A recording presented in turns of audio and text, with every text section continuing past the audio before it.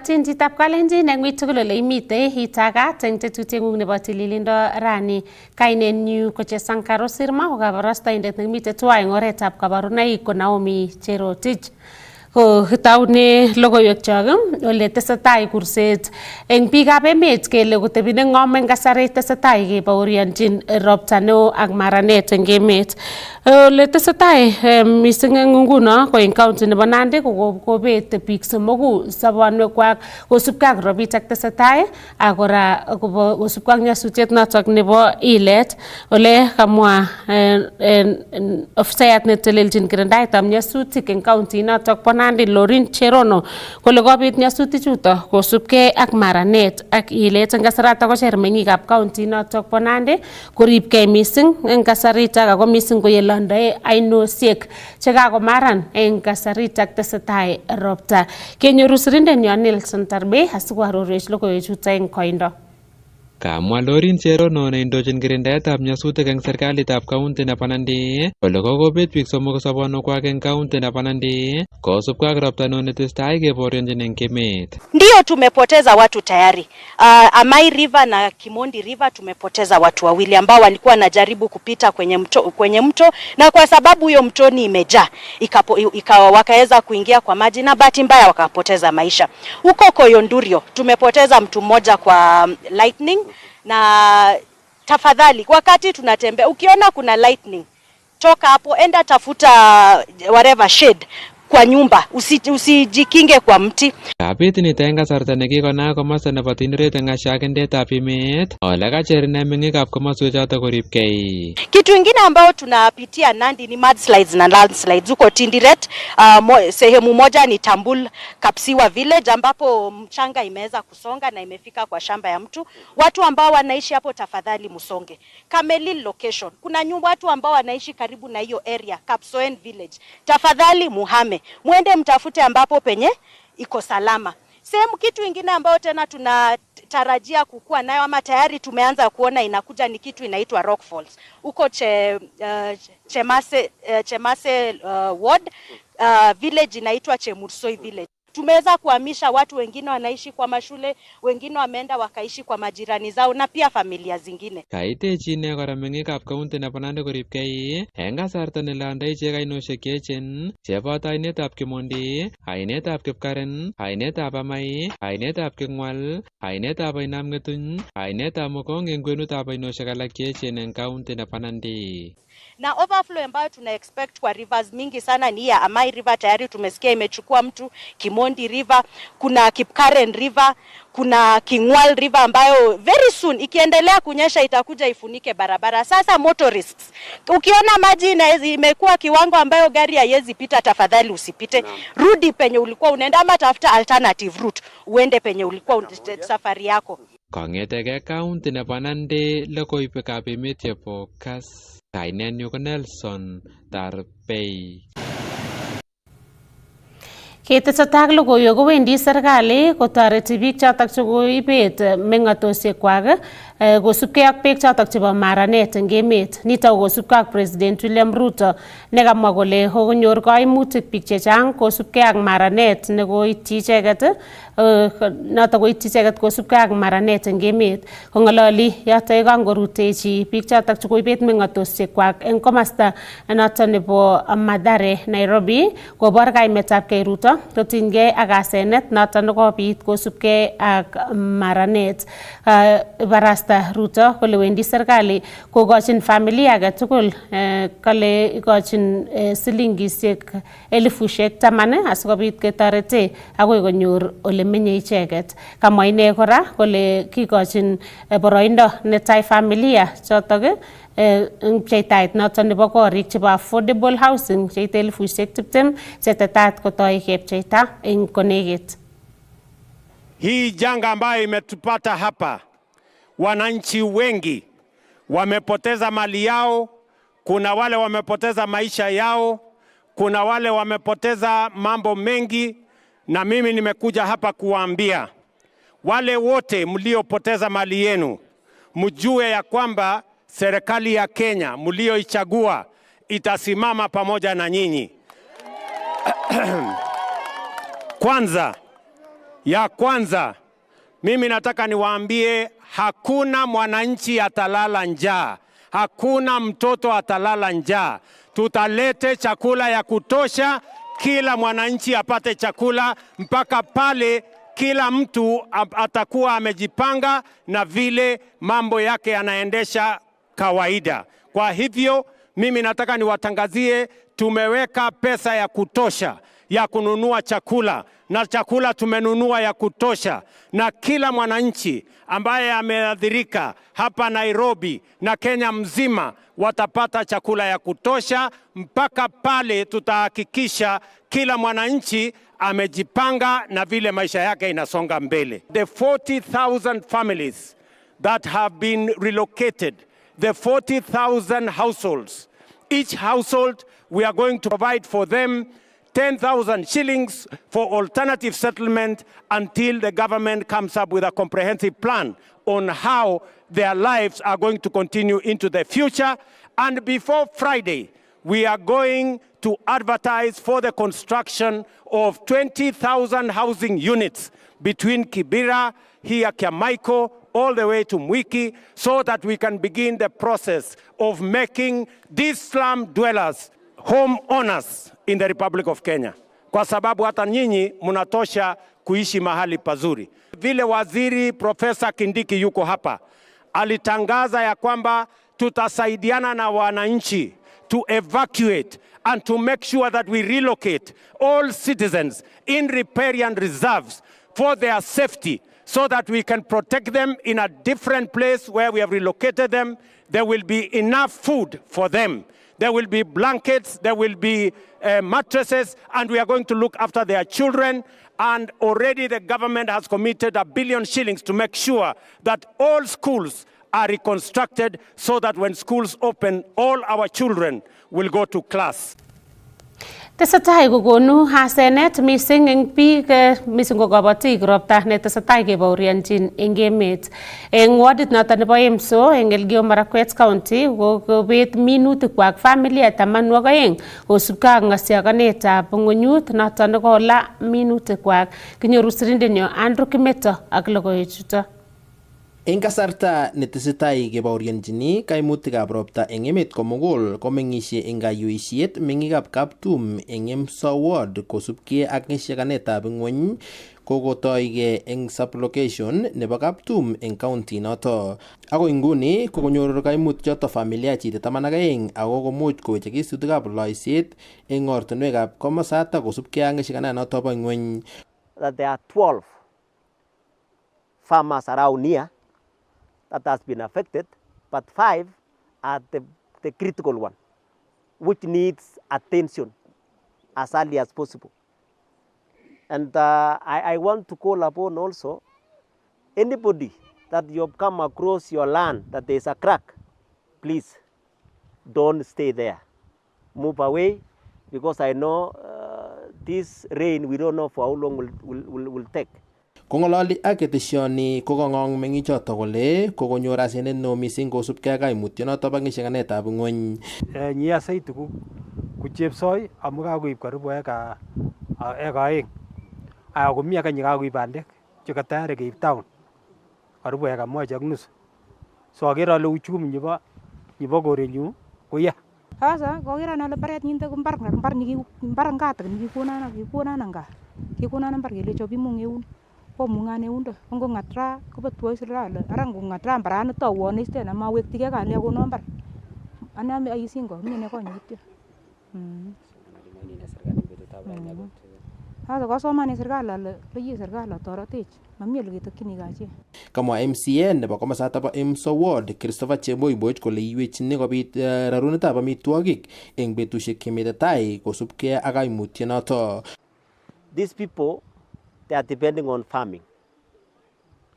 And if you look around, they farm onion, they farm tomatoes, and of course maize, beans. Backbone nebo town akoi Eldoret ole kinyorchini chakula ku Sangin village. Kokero kwetu kolole backbone nebo chakula. Acheke amishoti 24/7. Makitinge kamu Basai komi bande chemi tayari chemoche keib town. lakini makimi ole kebune amu king'etak barabaret. Kong'ete county nebo Elgeyo Marakwet, logoiywekab emet chebo Kass, kainenyu ko Andrew Kimeto. Yekitestai ak logoiwek ko karutechi Minister nebo ripsetab kalyet eng emet orit Professor Kithure Kindiki Nyayo House ole kachikil ole testoitai chobetab passports. Eng konekit ko kikakoit passports 700,000 chekitomo kechop, ko eng rutoitonyi kamwa kole kokochobok passports chesire 45,000. Kaikimit Kindiki kole tesetai serikali kokimiti kanemunetab passports asikobit keisto chiletabgei nebo biikab boror cheikonyi passports choto kechopchi icheket.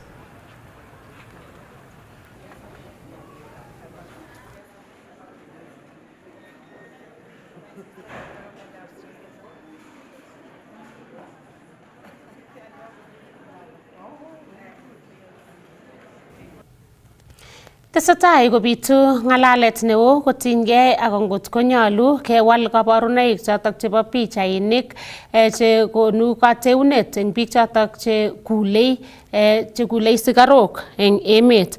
Ne nitok ko kaimutik chotok che imuch konyor kobun kulset notok nebo sigarok chotok. Bitu nito eng kasarta netesetai Ministry nebo Konyoiset ak tuiyosiek chebo public participation eng emet kotinygei ak walet notok nebo kabarunoik choto ole mache ministry noto kewal ng'atutik chetelelchin boisietab sigarok eng takchinet nebo kekirinda mionwogik ak kaimutik cheibu sigarok eng emoni. Kinyoru logoiwek chutok ak sirindenyo Isaac Kogei. Ng'ololdos eng taonitab Eldoret kasarta noto nekaibe keretab biikab emet kotinygei ak ortinwek chotok chebo kirindaetab tomotet ak kulsetab sigarok. Komwa stakeholders chotok chekaboto Leon Ogoti kole nyolu eng serikalitab emoni kocheng ortinwek chotok chekiboisie eng oret noto nebo kikoito kerkong'et eng kulsetab tomotet. Came up with the Tobacco Control Act of 2007 and regulations of 2014. So Section 21 of the Tobacco Control Act, which is currently in force, talks of graphic health warnings. Graphic health warnings are the images that we see on cigarette packets, for example. I'm sure you've seen those. And these are intended to offer the consumer information on the harms that have been identified over many years, over about, I think, 70 years, harms that have been confirmed to be caused by these products. So the intention is to inform the public, inform the potential consumers and the consumers on the harms of these products so that they can make an informed decision as to whether to use them or not. Kosubkei ak Douglas Weno netonondochin kampunitab BAT konyolu kewal ng'atutiet noto netoreti eng kayaptaetab logoiwek chetinyegei ak products chotok chelelachen chebo kampunishek chotok ak kulsetab tomotet. Current Tobacco Control Act it was formulated and enacted in 2007. Is it adequate? No, it's not, because there has been a lot of changes that have happened from 2007 until today. There are newer products that have come up, so the law should actually be amended to be able to accommodate these new products categories that have come up. So we do not do advertisements as other products are done because of the health harms that are related with the tobacco products and which are very well displayed on the packs, especially for combustible cigarettes. So when you talk about, for example, a cigarette, the information should be factual and science-based on what it causes. If you speak about another category of products, then we are looking at information also that does not mislead the user. Is factual, yeah, evidence-based. Kobun alak eng chemung'aranik chesuldae aldaetab tomotoinik ak sigarok eng county noto nebo Uasin Gishu komaiyani keyochi walutik ng'atutienotok eng mwaet kole iwektoi let mising mung'arenywa. On behalf of my members in Uasin Gishu, we have this to state that we categorically refuse to appeal to these amendments because some of the pictures being depicted on the cigarettes, they are really worrying. Akot kunotok komwoe chong'indab icheket chotok cheboisie tukchotok kole magere kaimut age tugul eng kulsetab tomotoinik kosubkei ak nekoboisie eng kasarta nekoi. Picha zinapaswa kutolewa, haisaidii na tishia tu watu bure. Manake ukitaka mtu aache kitu usimtishie, unaona? Ukitaka mtu aache kitu usimtishie. So serikali inafaa ifanye hivi, walete regulations zitasaidia kama hiyo smoking zone. Mweke smoking zone kwa sababu mimi nikitaka kuvuta sigara na niko hapa sitavuta hapa. Itanifanya niende huko smoking zone nivute huko. Na shosho yangu alikuwa anavuta sigara. Rosta ile kwanza hata hii mapicha ikuange wakati. Alikuwa anaweka hapa sigara itoi. Hiyo sigara atavuta ikiisha hivyo. Majina naitwa Sharon na Dhiambo.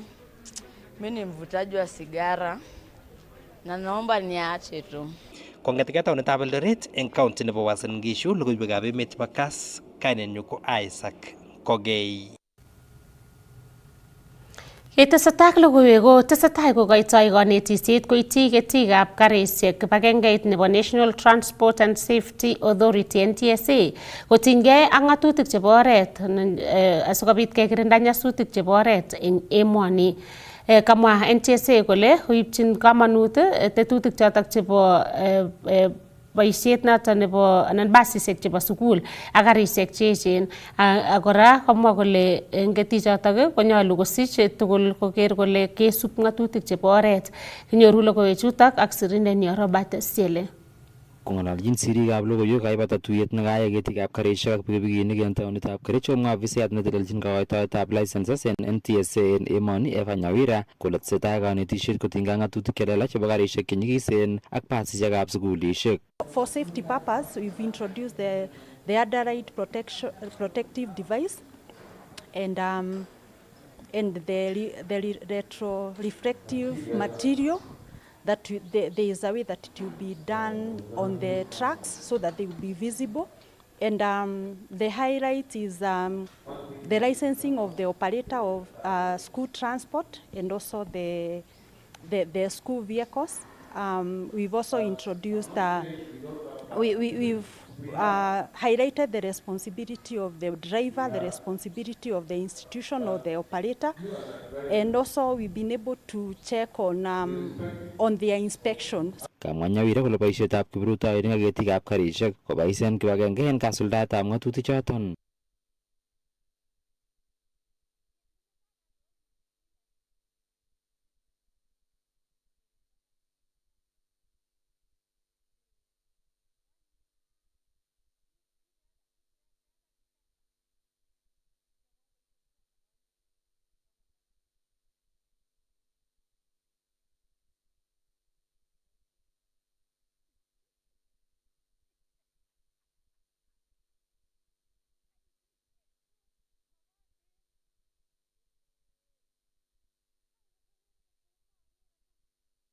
En kasaratan komwa negi minister nebo ortinwek en emoni Franklin Bett kole yautik chetinye ak itondab emet komanyumnyum keter kobaten magat en biikab emoni koistoengei komoswek cheng'oen.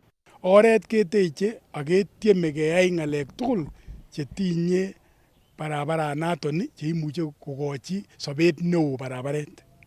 Lakini ko tugukab nature, tugukab atebetab emet komakimuche kewelel. Oretab beek ko oretab beek. Tinot kechob oret netian kobwone beek ak konyokotiemaatiem akoi komandaen. So amache asom ngoi chi nebo kutini ako engineer nebo barabara. Ya imanit kasarta age tugul iberurin Jehova en boisionoto. Amache asom biikab boror. Saidi chebo kotab Kalenjin ngokakole serikali istengei en tamboiyotab beek nekikiker amun imuche kobutok ak korandagei biik kobar biik en ng'weny. Kinyoru kamung'et kitikin asikeweke ketestai ak logoiwek.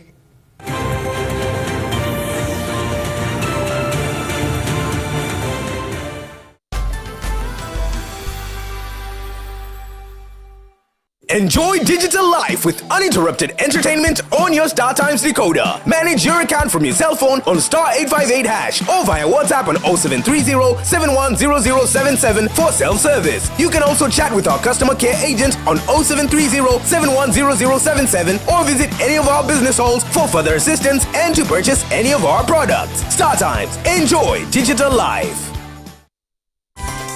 Nyorun ketesiet nebo Kass FM International ak igerchigei kibindishek che kororonen mising betushek tugul saishek 24 kobun oretab musoknotetab kasari anan online app. Inyoru kora boroindo nebo inyorchigei logoiywekab emet ku kit neu koboto programs cheterter chebo radio ak television nebo Kass TV. Nam simeng'ung en nguni ak i-downloaden Kass FM International app in Play Store.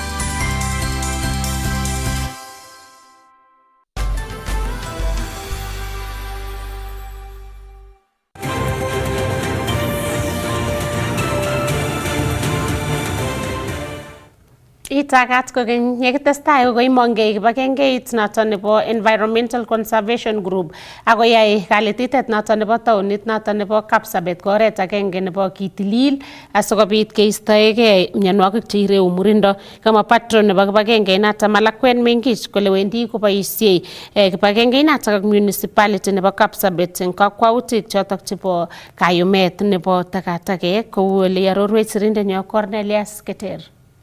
Kong'alaldos eng taonitab Kapsabet kasarta nekaindochi katililetab taonitab Kapsabet kibagengeitab Kiptapkei Environmental Conservation Group komwa ofisayatab Public Health Jared Belia kole nyolu eng chitugul koityi kamanut tililindo eng korikwak ak eng taonishek asikekirinda kareunetab mionwogik. Boisiet neo nekiyoe ko Kapsabet Municipality ko kerib environment. Ako ole kiribto environment ko kerib tuguk cheu takatakek. Atkan tugul kekere ko takatakek ko kito ne rahisi, lakini takatakek kehandolen ko kito ne ui. Takatakechu kobunu korikyok mising ko plastic anan ko selele cho kiibune tuguk eng center. Plastic cheu cho kindoi muchelek anan kindoi sukaruk. Plastic ichu ngotko makihandolen komie kobwane tugul akoi nyokoit kekolektan. Kamwa Belia kole mi magetab kibara taonitab Kapsabet mising ko nebo berejishek kit nekamwa kole wendi notok asikonyumnyum letaetab beek chemuren ak katililetab taonit. Mi kora changamoto anan uinwek cheu chebo liquid waste anan waste cheu chobunu kapcho ak cheu chobunu chekiune tuguk. Kotugul kobendi drainage system.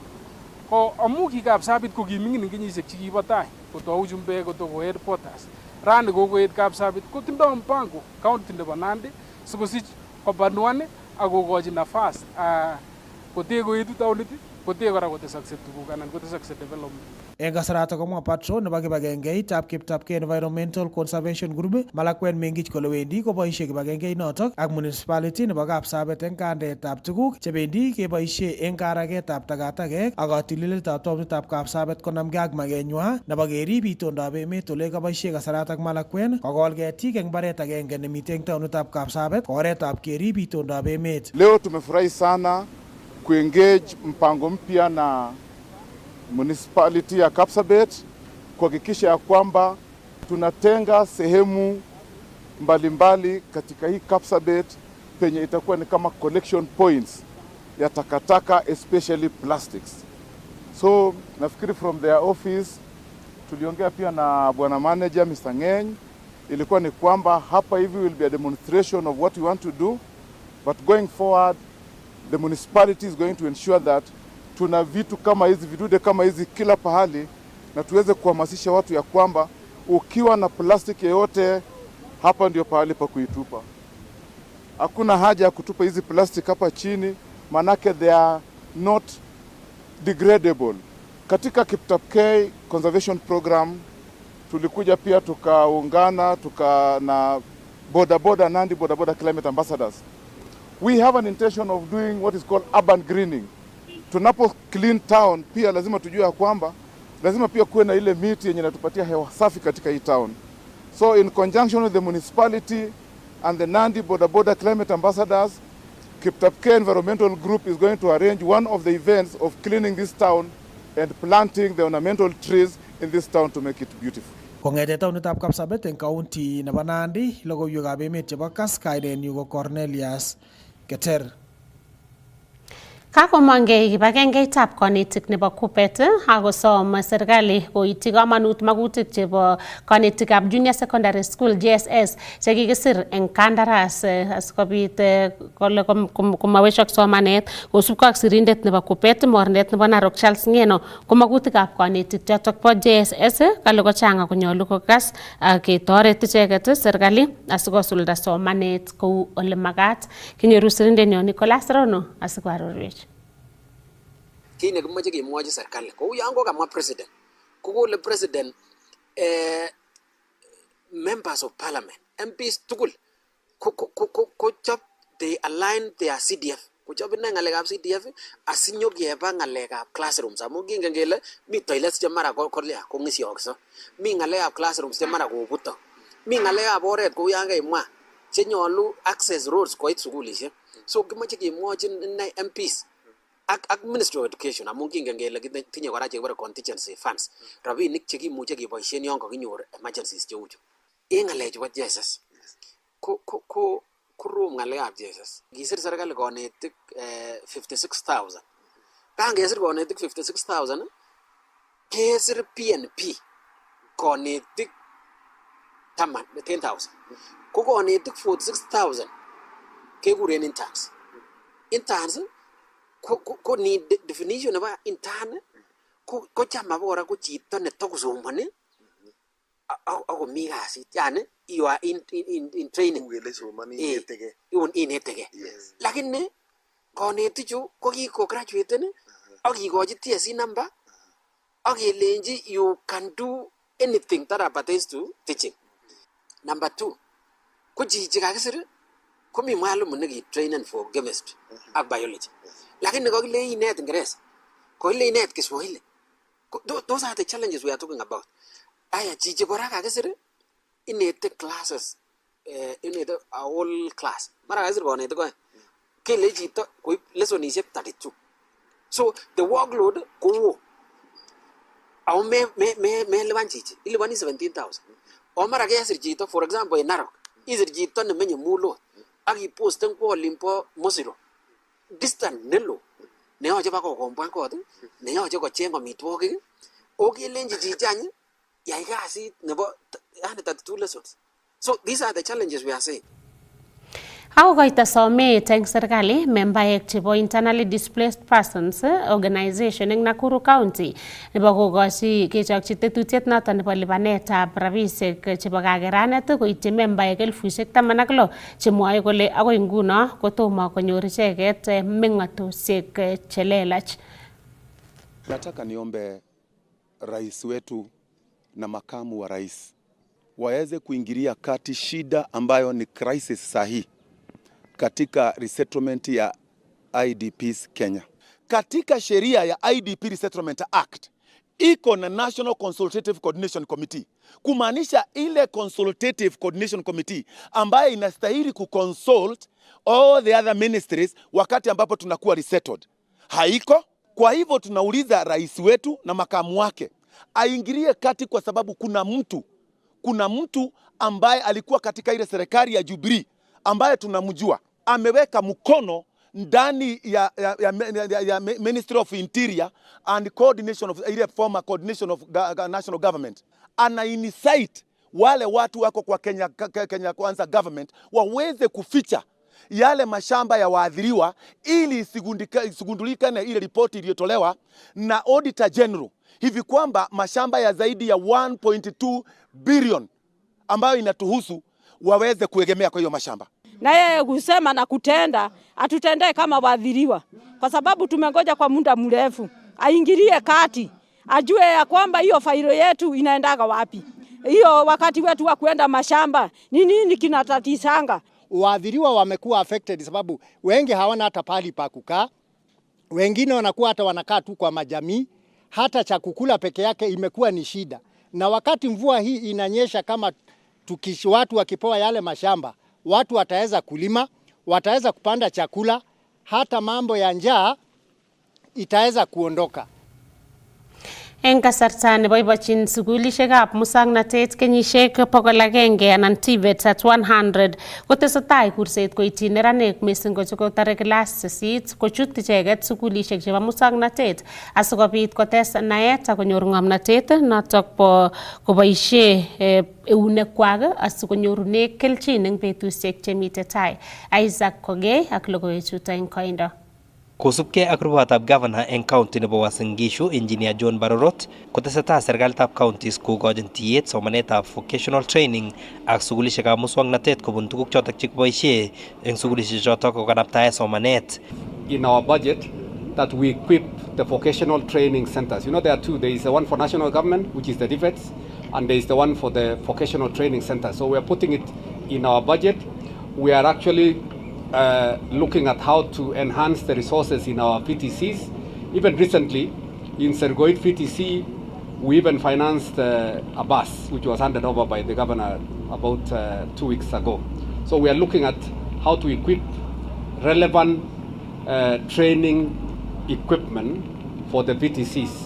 Mwae Barorot kole nyolu eng serikalitab emoni koro kole katoret kipsomaninik chemokyingei somanet ak attachment kotinygei ak nenyolu kenam icheket eut eng kasarta noto neisuldoe ng'omnotenywa. We know that sometimes we have graduates who come out and are not able to work directly. They will need some practice. So that's why we are saying let's encourage industry and governments to provide attachment as they are being trained in school, so that when they come out, they are ready. And then when we are getting this equipment that we are putting in these institutions, it should be relevant to what industry requires. Remember in my comments, I say we need graduates who will be solving problems in society. So we need to equip them based on the needs that we require now. You talk about all these things. You talk about EBZ, what do they require when they will be manufacturing? You talk about building a market, what will it be? You talk about county aggregation and industrial park, what will we be doing? That's why I was challenging the board members and the principals to say, tune your curricula to be in line with what is required in industry, so that we are getting ready-made. In fact, I must congratulate the TVETs because their graduates are very close actually to what is required. It takes probably just a very small familiarization. Otherwise, they have done a very good job over the years. Kosubkei ak nebo ng'echeret Joseph Kipkemboi kobun Baringo National Polytechnic koboibochin icheket kenyisiek 100 kong'ete ketoi sukulishekab muswoknotet nemwoe kole kikonetkei biik chechang mising tuguk chotok kiboisie eunekwak. Kenyisiek 100 kingotou chumbek ko kitou koro kole meche kekony Mwafrika boisiet nemuch koboisie eunek, kimamach kokonech the knowledge based. Kotoune kabete ko kikimeche ketrainen for the black jobs. Kebe kei emetab Kenya nekitait kebetie amu kikit keempresan academia. Ko kinait yotok anyun kong'et His Excellency the President of the Republic of Kenya kingo Deputy President.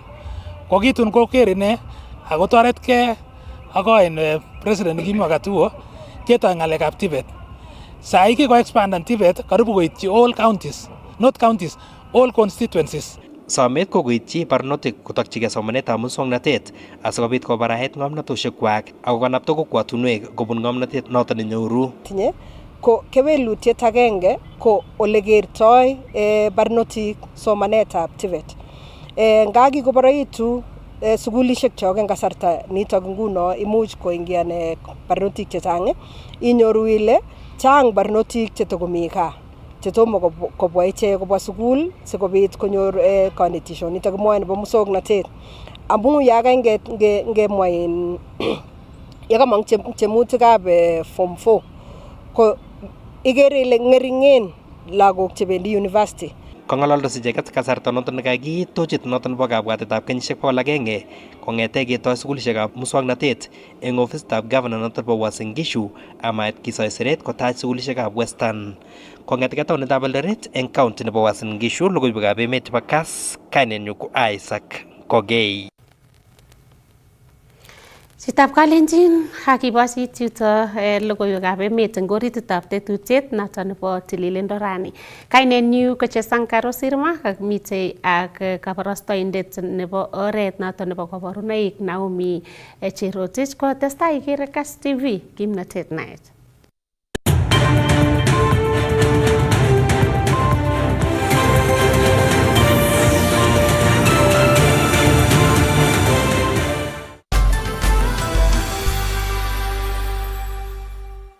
Don't compete with nature. I want to call upon also anybody that you have come across your land that there is a crack, please don't stay there. Move away, because I know this rain, we don't know for how long will take.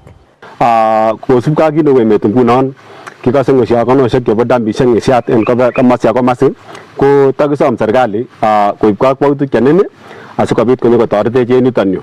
Inabeba magari, inabeba miti. You saw what happened in Maimayu. Sahi, we have lost 58 people in Maimayu. We're also calling upon the public to really take precaution measures in regards to the current advisories for anyone who is at risk, anyone who is in risk areas, to ensure that they vacate or maybe evacuate to safer grounds. Hapana pigana na maji. Hii maji iko na fujo. Muni gomi hatari mi bike mengishe ngwenyu. Ni kasarta ne ya ko ye ainon ko bar nego elagam. Oyini kora mi bi korigabi. Move to a more safer neighborhood. But we have told our officers, those who are in danger na wanakataa kusonga, wale kichwa ngumu tutawasongesha. Haina ne ko goroban ako tos kalal log en oret. Ko ngesyogen en nebo ngweny kakisom serikali nyo ngotwe. Tuga chechang ainon ako kiboisien akot en ngalekab ngoroik. Anyone barane. Kiwonu barane ak chekitupche. Ugab kunotet ka kone jatare barane. Ko ngusyogen mi biik mi lagam mi bandek lagam kora choteme kobo ngwe kotare. Ko kisome serikali ketengan mebechu. You too have a personal responsibility to yourself. Lazima ujichunge. Hata kama mnauliza serikali inafanya nini, you cannot commit suicide and then ask where is the government. As an individual, you need to understand your background in terms of environment, which are these safer grounds, which are also these evacuation routes, so that in case of any eventuality, then you can be able to mitigate the risk of being marooned off. Maeneo ya Hanging Valley watu waweze kuwa na tahadhari kubwa sana. Hasa ile kitu inasababisha ni kuweza kuweka kilimo yenye haistahili.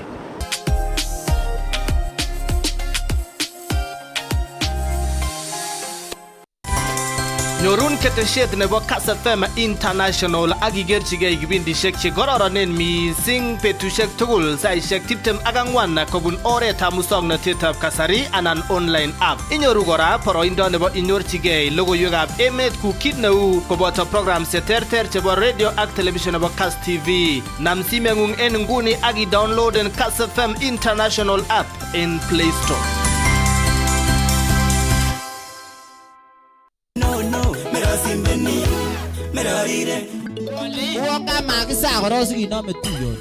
Kila komut kasi kongete sait aeng nebo kemboi tetutiet ko #nenetesetai.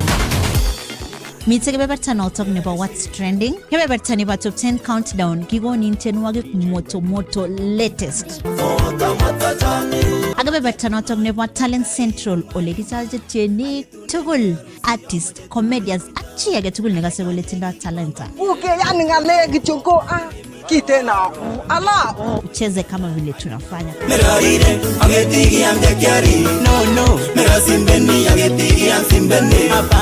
Otu yaganende Jacqueline Arusei.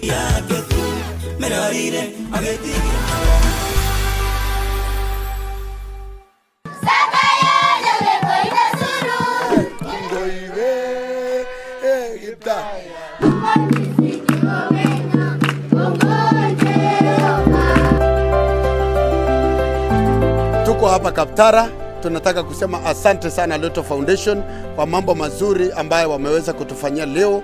Wakaaji wa hapa Kaptara, wakaaji wa hapa Salawa, wakaaji wa hapa Mujukuo, mpaka wakaaji wote ambao wanatoka hapa Baringo County.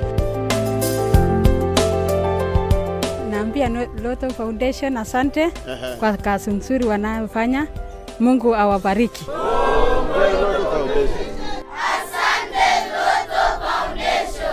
Every time you play Lotto, 25% goes to the Lotto Foundation, which supports our fellow Kenyans through various causes. Thank you for your help. Together, we are changing lives.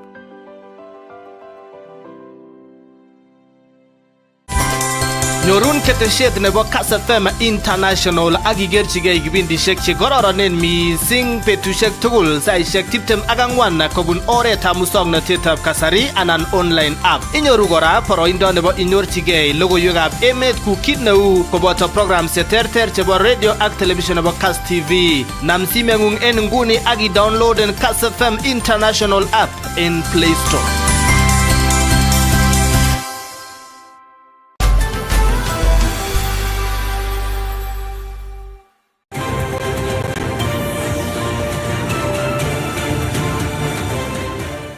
Nito ko tetutietab tililindo ole inyorune logoiwek tugul chetinyegei ak kanyoiset cheboto kanetisiosiek chetoretin eng teretab mionwogik. Nguno kotomo kenyoru kit ne korom mising Nandi, tesetai ropta ngano kotomo kenyoru ng'olyon ne kokoit oleya.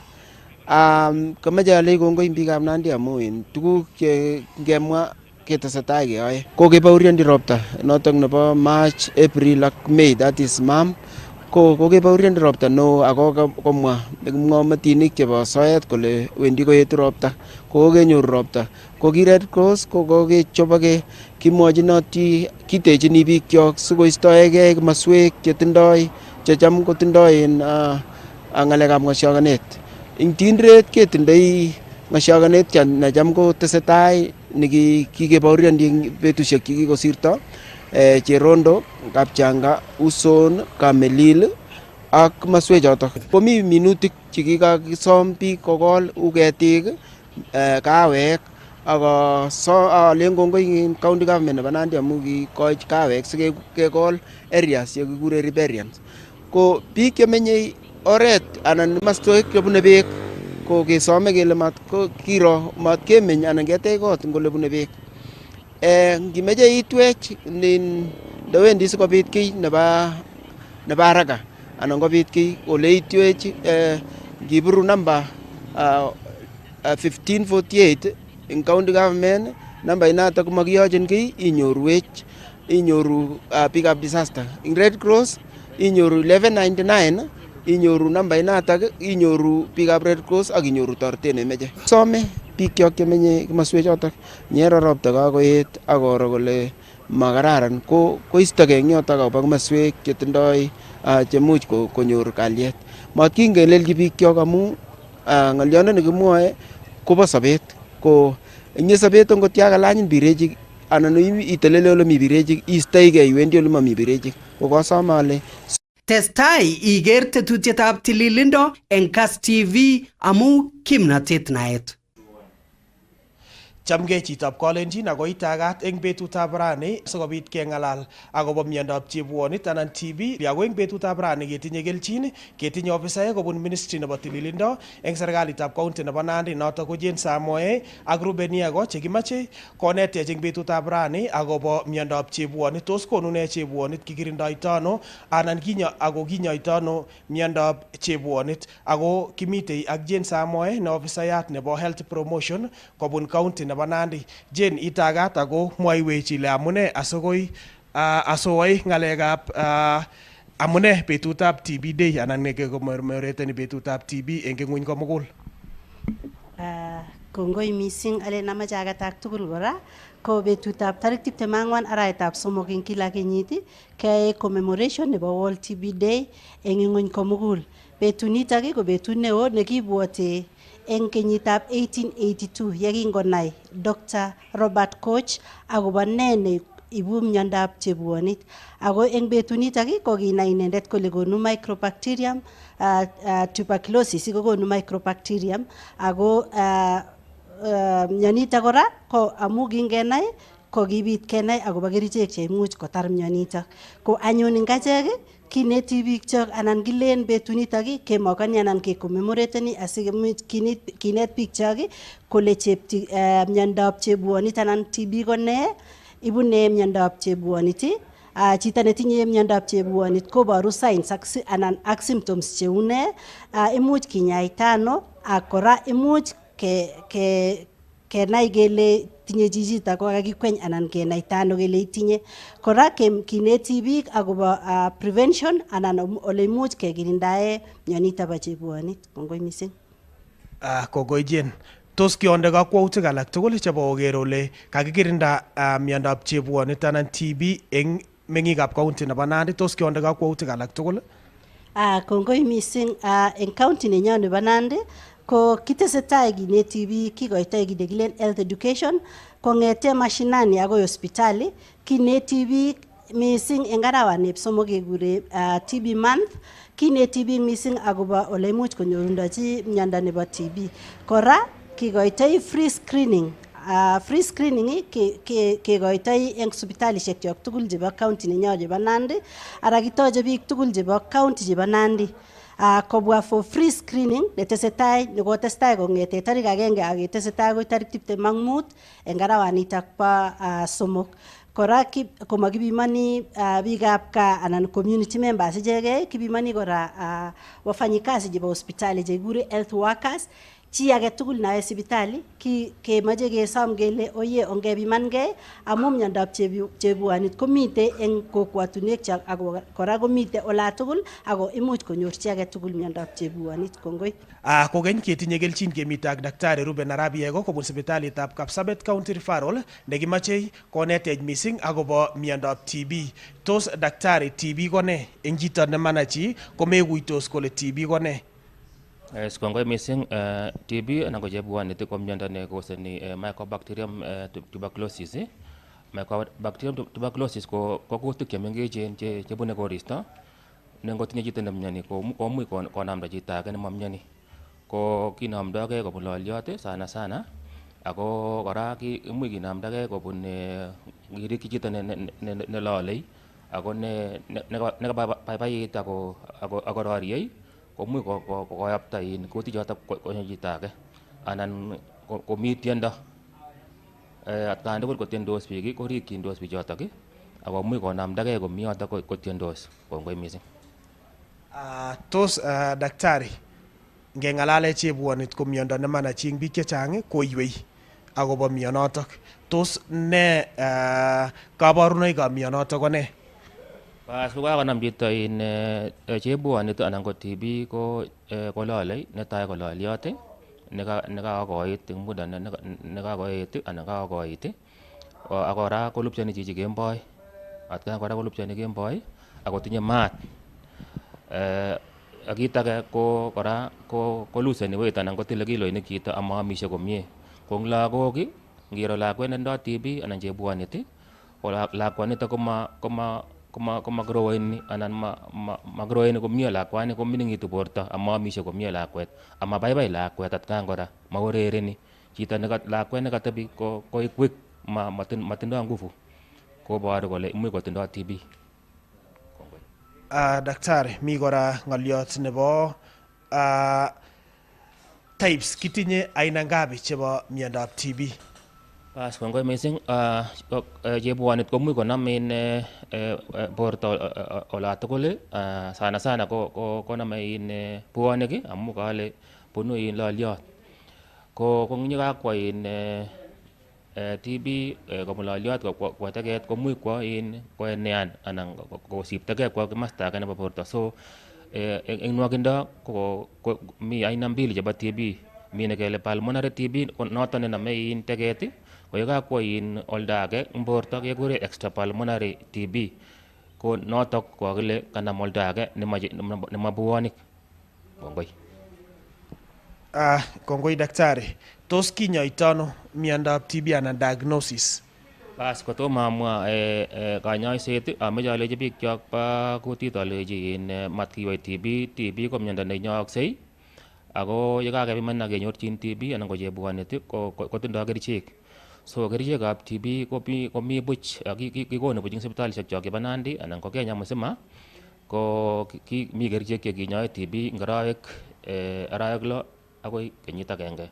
Kakito kityo nekimeche kemwochi biik chok kelechi yekakenyorchin TB koikilgei chito kotitar arawek choto kamwa Daktari. Kongoi. Kongoi Daktari.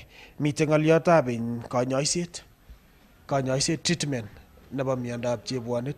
Kingen kele eng tai ko kikilen kinyoi chito betusiek 60 anan ki 90 ako ngot koit manachi imete kerichek eng katikati ketau kong'ete netai. Tos iman ako tepto ano yotok? Koi kakamwa kanyoisetab TB kinyoi chito arawek 6. Ko kakemwa ile betusiek 60 kiyotok kikiboisie katet sindanut. Ko abwati ale kemwoi akobo katana kikirute chito betusiek 60 days. Lakini makeboisie katet betusiechu, mi kerichek chekelugui eng arawek 6. Kong'ete arawek 6 kotiegei type nebo TB akoi 1 year. makomi katet nekerute nguno 60 makomi notok makomi katet oi.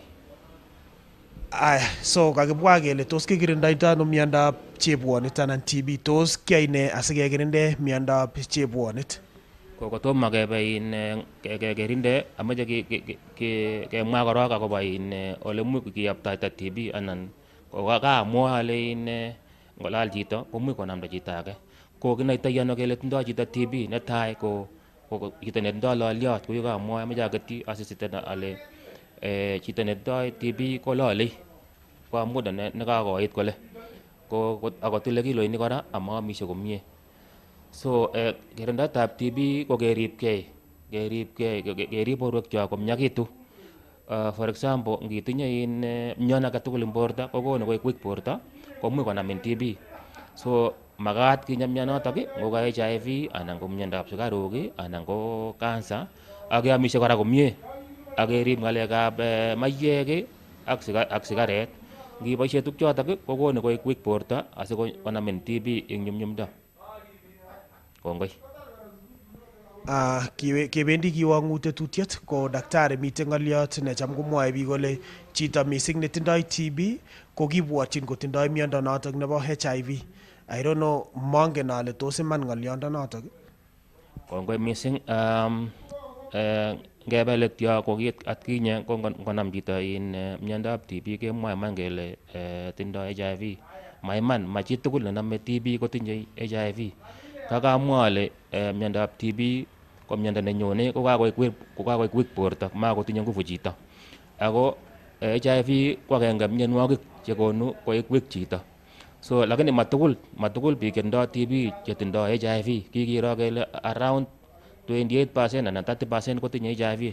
Lakini imuch komi miondo age kora nekakon koik weak chito. Kou kamwa komiten miondab chebwonit, cancer anan ko diabetes anan ko maamis chito komie koik weak borto anan ko chito neboisie maiyek ak sigaret. So maiman kele chitugul netindoi TB kotindoi HIV. Maiman ng'oliondonoto. Kongoi. Nito ko tetutietab tililindo ole inyorune logoiwek tugul chetinyegei ak kanyoiset cheboto kanetisiosiek chetoretin eng teretab mionwogik. Jina naitwa Margaret Wavinya, niko miaka 63 na mimi ni community health promoter ya Kajiado East Kitengela huko. Yes. So niko na knowledge kidogo kuhusu mambo ya TB. TB najuanga ni airborne disease, huwa inaletwa na bacteria ambayo inaitwa Mycobacterium tuberculosis, ambayo inaweza affect all parts of the body isipokuwa nywele, kucha na meno. So niko na information kiasi, tuseme basics, hata kama mimi sio medic. Naweza ongea kidogo mambo ya TB. Also I'm a TB champion. Nashirikiana na wenzangu kushauriana mambo ya TB at our national forums. Yes. So nilipatwa na complications 2014 ambayo ilikuwa somehow complicated. Sikuwa identify ni shida gani, but nilikuwa na shida ya upande ya abdomen na nikaendelea kuona madaktari. Daktari walikuwa naona nikiwa na issue za infection ambayo hata ukitibiwa tu inajirudisha. So it was like, what sort of infection is this? But nilikuwa naona daktari mara mingi. So tukaendelea. Ikafika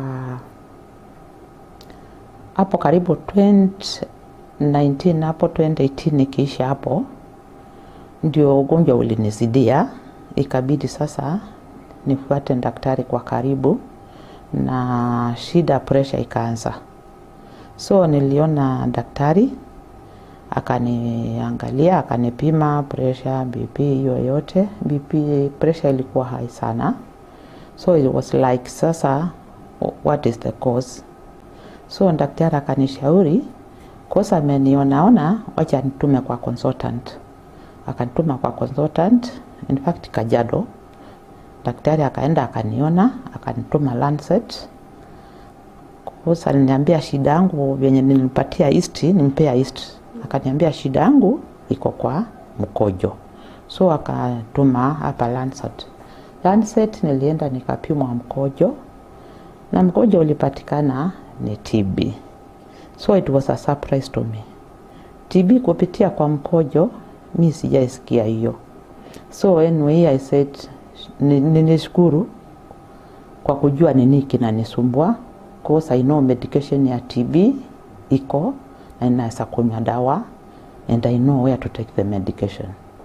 So penye nilipatikana nilienda nikaandishwa dawa, nikakunywa dawa Kitengela Sub-County Hospital, nikakunywa dawa nikapona. After kupona nilikaa kidogo. 2020 shida ilitokezea ambayo bado ilikuwa kwa abdomen, is like ni mgonjwa sijielewi, ikabidi nirudi kwa daktari tena. Daktari aliniona tena na akanituma kwa daktari anaitwa urologist. By the moment hata sikuwa najua ako wapi, but nilimtafuta nikapata.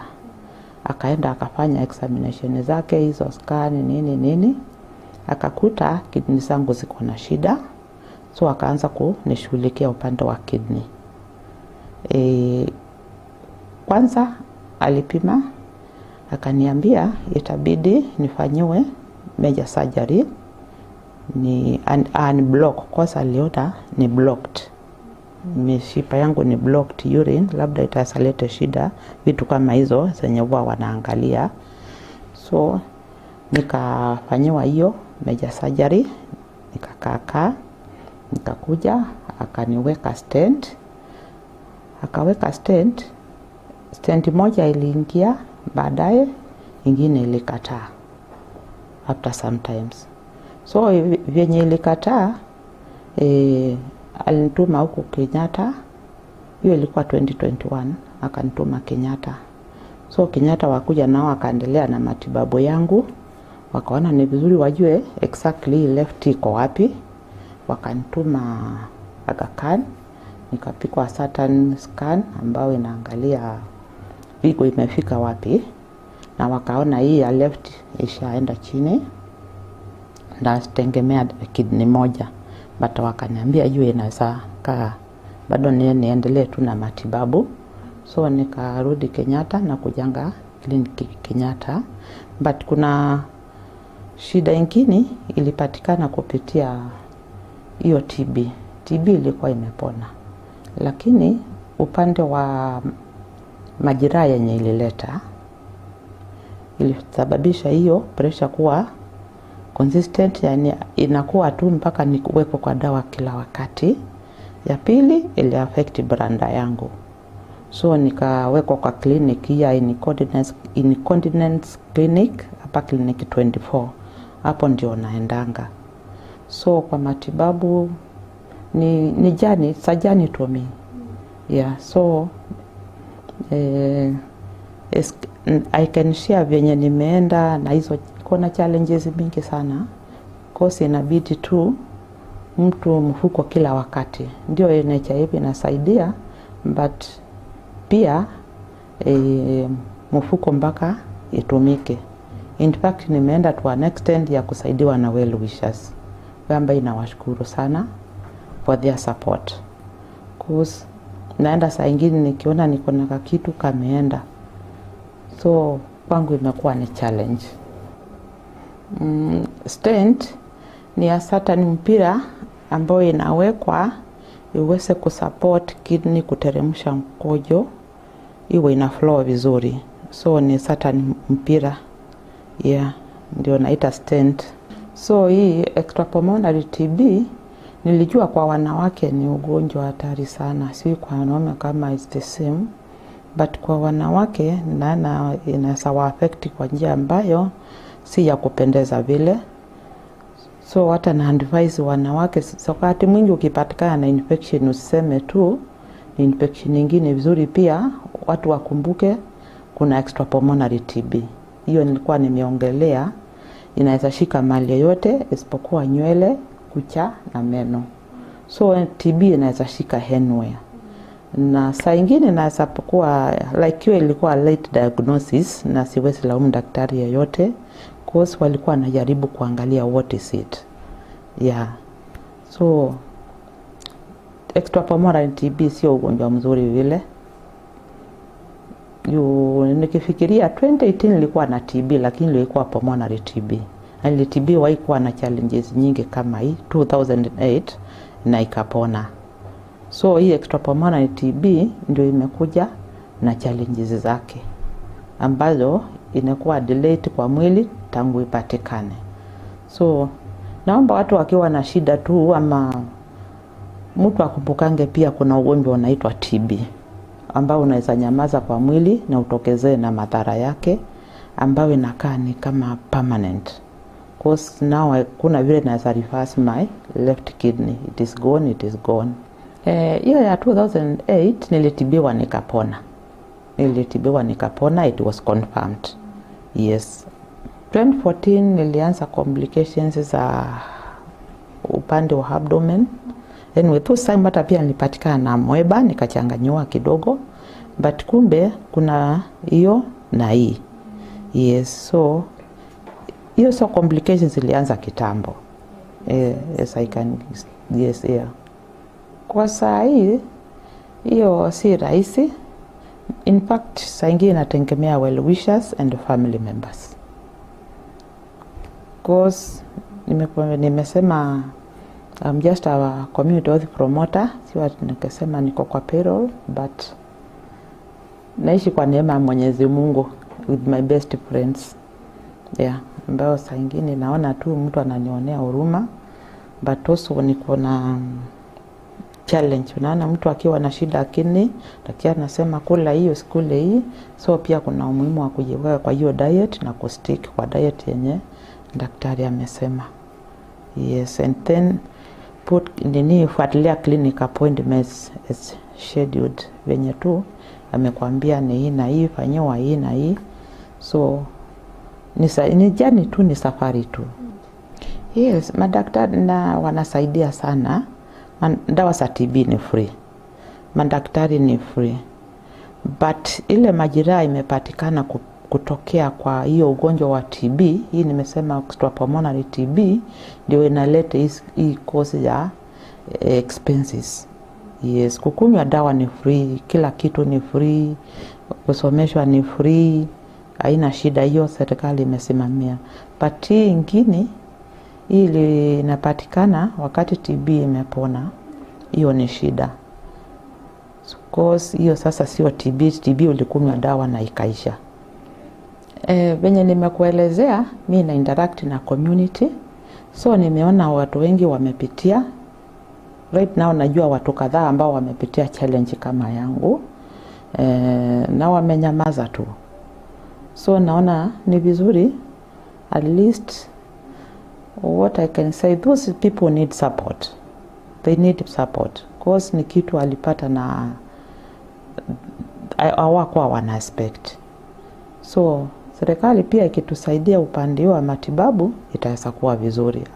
Treatment the complications after TB. Cause NHIF inasimamia, but not to that. Yes. Yeah. Cause nimeface watu wengi ambao wako na TB ambao ilikuwa extrapulmonary TB. Yeah, hata wengine mtu TB iko bado na stigma yake. Cause saa ingine mtu akiwa na TB watu wengi wanasemanga ako na HIV, which is not true. TB iko kivyake na HIV kivyake. Anyway, unaweza kuwa na both, but si lazima ukuwe na TB ukuwe na HIV. Yes. Yeah. So stigma upande wa TB sana hii kwa extrapulmonary TB. Saa ingine kwa wanawake inaleta ile inaitwa kujidunisha ama self stigma. Yes, cause wakati umeshikwa na TB tulisema dalili za TB ni lose weight. So watu vyenye unaona una lose weight is like wana relate na HIV.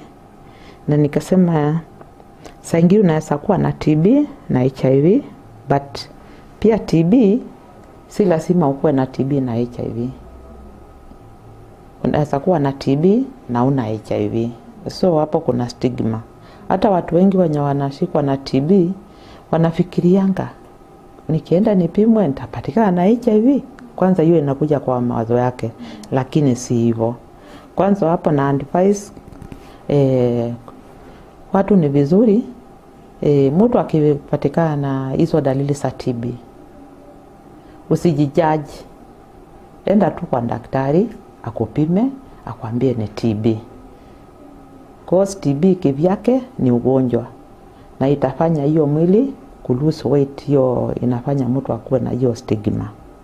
So TB inaweza shika kila mtu. Sio ati tunaweza sema huyo ndiye atashikwa, huyo ashikwi. You ni airborne disease. Nitapenda kueleza hivi. Mtu akiwa na signs and symptoms ni vizuri tu anaenda kwa hospitali akuwe screened for TB. Cause unless we screened hauwezi ambiwa kwa na TB.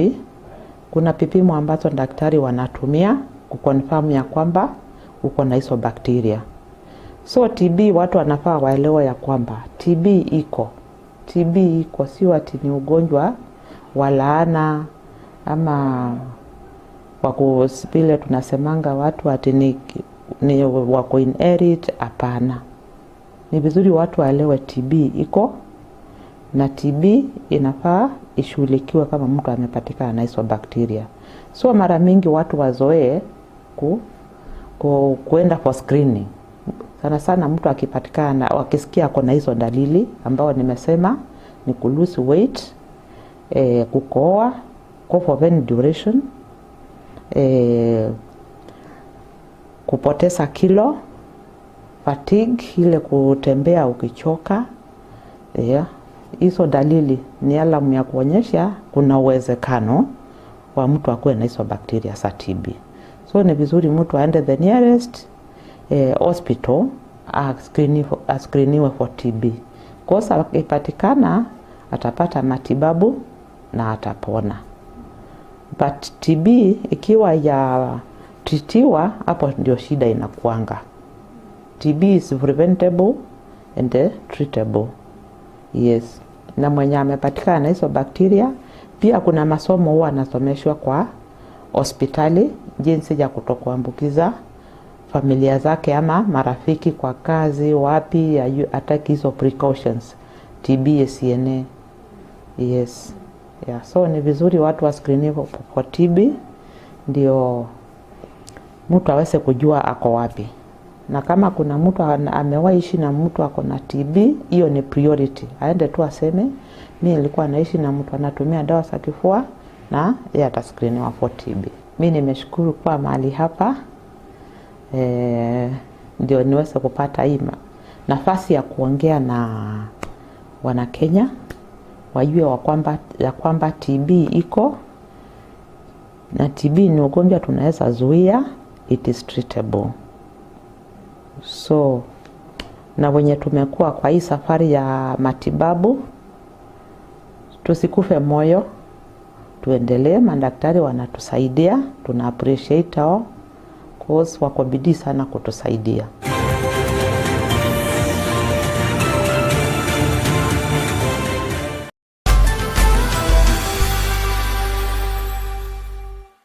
Mwezi huu wa Mei, changamka na StarTimes. Tunaleta joto na channels mpya na shows mpya kwa ajili yako. Chagua bouquet yako na uwe connected. Enjoy magic na adventure zaidi kwenye kila channel. Oh man, this is gonna be awesome. Ni sherehe zaidi kwa wapenzi wa sporti, wrestling, basketball na football. A goal to send a message. Lipia subscription yako uwe connected. Guswa hisia na drama na telenovela freshi, movie kali, documentaries, mziki na lifestyle channel. Changamka na StarTimes. Let's get ready to download StarTimes on app kwa burudani kemkem wakati wowote popote ulipo. StarTimes, furahia maisha kidijitali.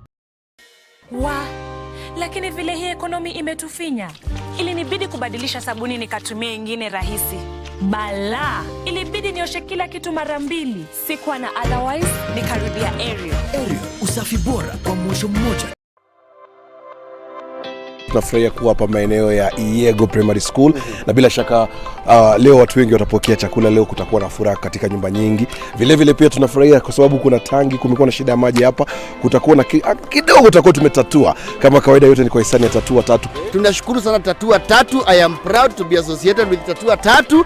Nafurahia sana na tuendelee hivyo hivyo na Mungu atazidi kutuinua.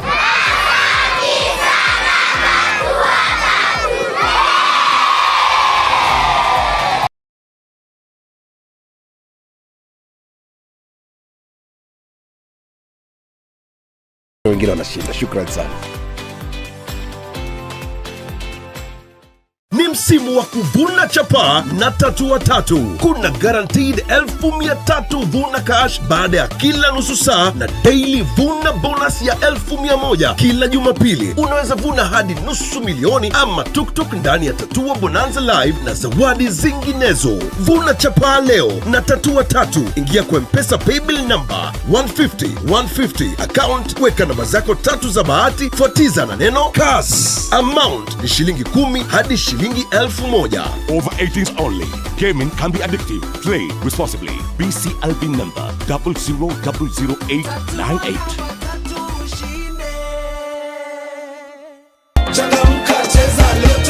Nyakua mita na Lotto every hour. Get into the Lotto money train and win big. Mara hii you win 20,000 times pesa zako. 50 bob inakushindia 1 million shillings every hour na up to 40 million shillings every day. Usiwachwe nyuma. Mamili ni moto moto na Lotto. Nenda kwa M-Pesa paybill number 777 andika neno Kass kama account name. Cheza na kati ya shilingi 50 hadi shilingi 2,000 na ubambedo na Lotto. Over 18s only. Gaming can be addictive. Play responsibly. This message has been approved by the BCLB.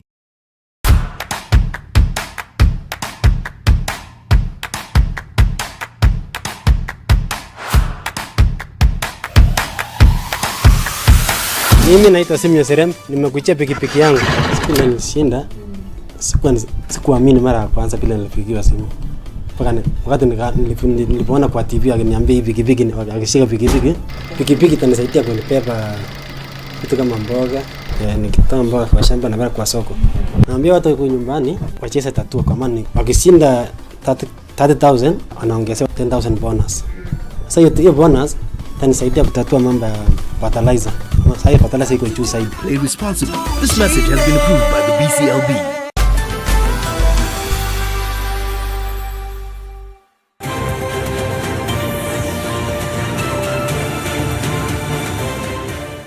Nito ko tetutietab tililindo ole inyorune logoiywek tugul chetinyegei ak kanyoiset cheboto kanetisiosiek chetoretin eng teretab mionwogik. Kainenyu ko Julius Sarabiego, a physiotherapist, psychologist.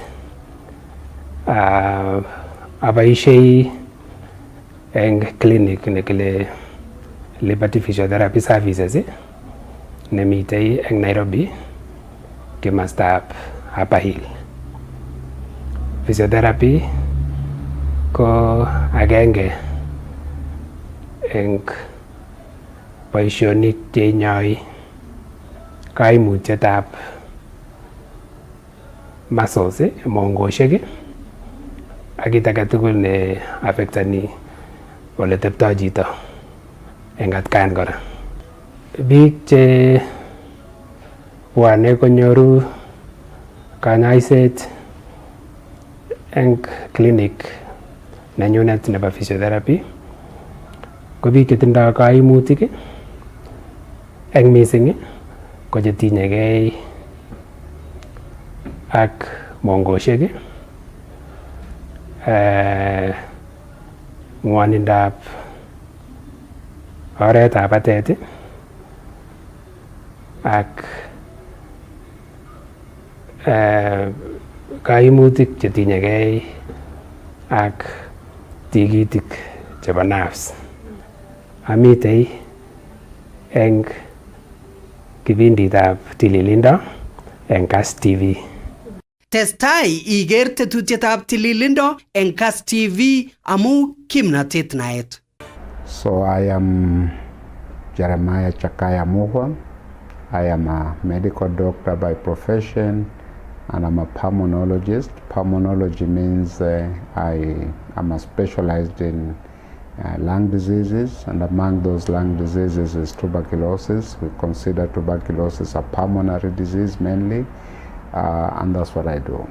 Tuberculosis is a very old disease, or rather we have known as humans. We have lived and known tuberculosis for very many years, and it has been and continues to kill a lot of people in the world. Currently, in 2022, for example, the World Health Organization estimated that more than 10.6 million people developed TB worldwide. And tuberculosis was responsible for about 1.3 million deaths globally. So it is a problem that has been with us for a long time, continues to be with us, and therefore it's important to have this conversation. Tuberculosis affects anyone and everyone. There is no human being who can say that they are immune to TB infection and TB disease. However, there are certain groups of people that for various reasons have a higher risk of being infected with TB and having the TB progress to disease. And if it's not treated, having a higher risk of dying from tuberculosis. So it is the enormity of the problem that makes it important that we have conversations about TB. So you can divide vulnerability to TB into two groups. There are those who are socially vulnerable to TB, and these are usually people who are poor and who are living in situations that are socially deprived situations. So the poor globally have an increased risk of TB. These include people living in, for example, urban slums. If you're talking about Nairobi, for example, it'll be people living in Kibera, people living in Mathare, people living in Kawangware, and so on and so forth. And then you have people who live in refugee camps, for example, migrants. These are individuals who are poor, and because of that poverty, they are living in human conditions, that are, or rather in conditions that are not healthy, and consequently, they have problems of food insecurity. A lot of people living in those in those situations will be undernourished or malnourished. They may have poor access to health services, and when they access health services, those health services may be suboptimal or not high quality services. They may be living in poor houses, which are poorly ventilated, very dark inside, so poorly lighted and poorly ventilated. And they are also living in a situation that one could consider as being crowded or overcrowded. So all those factors together makes these individuals socially at risk of developing tuberculosis. Now that's one group. But you also have people who have what we call clinical risk factors for TB. These are individuals who, for some reason, have low immunity. And they may have low immunity because they have, for example, HIV infection, or they are diabetic, or they have chronic kidney disease, or they are being given medicines by their doctors to treat something that lowers, whose treatment lowers immunity. For example, a lot of people in this world, or even in our country here, require sometimes to be given long-term systemic steroids. These are medicines that are used to control inflammation in the body, and if you use those for a very long time, you then are at risk of developing TB because your immunity is low. So therefore, in summary, you can't divide people into those that are socially vulnerable. They are vulnerable because of societal factors. And then you have those that are clinically vulnerable because they have something that lowers their immunity and they cannot control TB infection, as it were. Dangerous, yes. Dangerous in many ways. When you suffer TB, of course you are sick. And because you're sick, you won't be able to work, so there are social and economic consequences. But also there are physical consequences. You feel awful, you got symptoms, and if you don't get treated, or if there are delays in getting treated, you can even die from the disease. Or you can be treated eventually, you can be identified and treated eventually, but have long-term complications because there were delays in being identified and being placed on treatment. So yes, it is a serious problem. So because it is a serious problem, all of us are urged to be aware of the problem of TB. And if we feel like we could have TB, we need to seek care as quickly as possible. And the most common symptoms of TB include fevers, when people start developing hotness of the body, when people start having drenching night sweats, you go to bed and you start sweating so much that your clothes and your beddings become wet, or if you're losing weight, those are pointers that something is not right in the body, and that something that is causing the problem could be TB. Now, tuberculosis affects mainly the lung. 85% of people with TB have disease in the lung. That's why the pulmonologists are at the forefront of fighting this disease. But it can also affect other parts of the lung, or other parts of the body.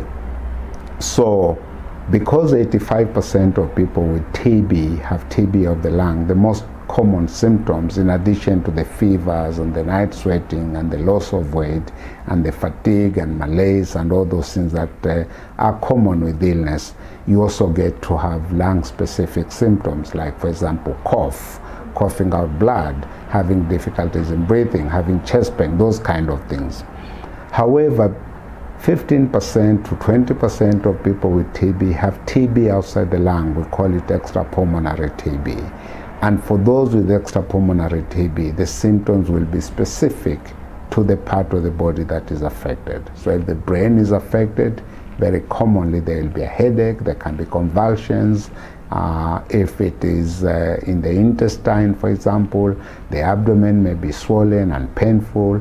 If it is in the urinary system, there may be pain on urination, and so on and so forth. It all depends on the system that is affected. So like I said before, 80 to 85% of people with TB in the world have lung TB. But 15 to 20% of people with TB have extrapulmonary TB. And then there's a small group of people who have both. You can actually develop both TB in the lung and TB outside the lung at the same time. So dual pulmonary and extrapulmonary TB. This can happen.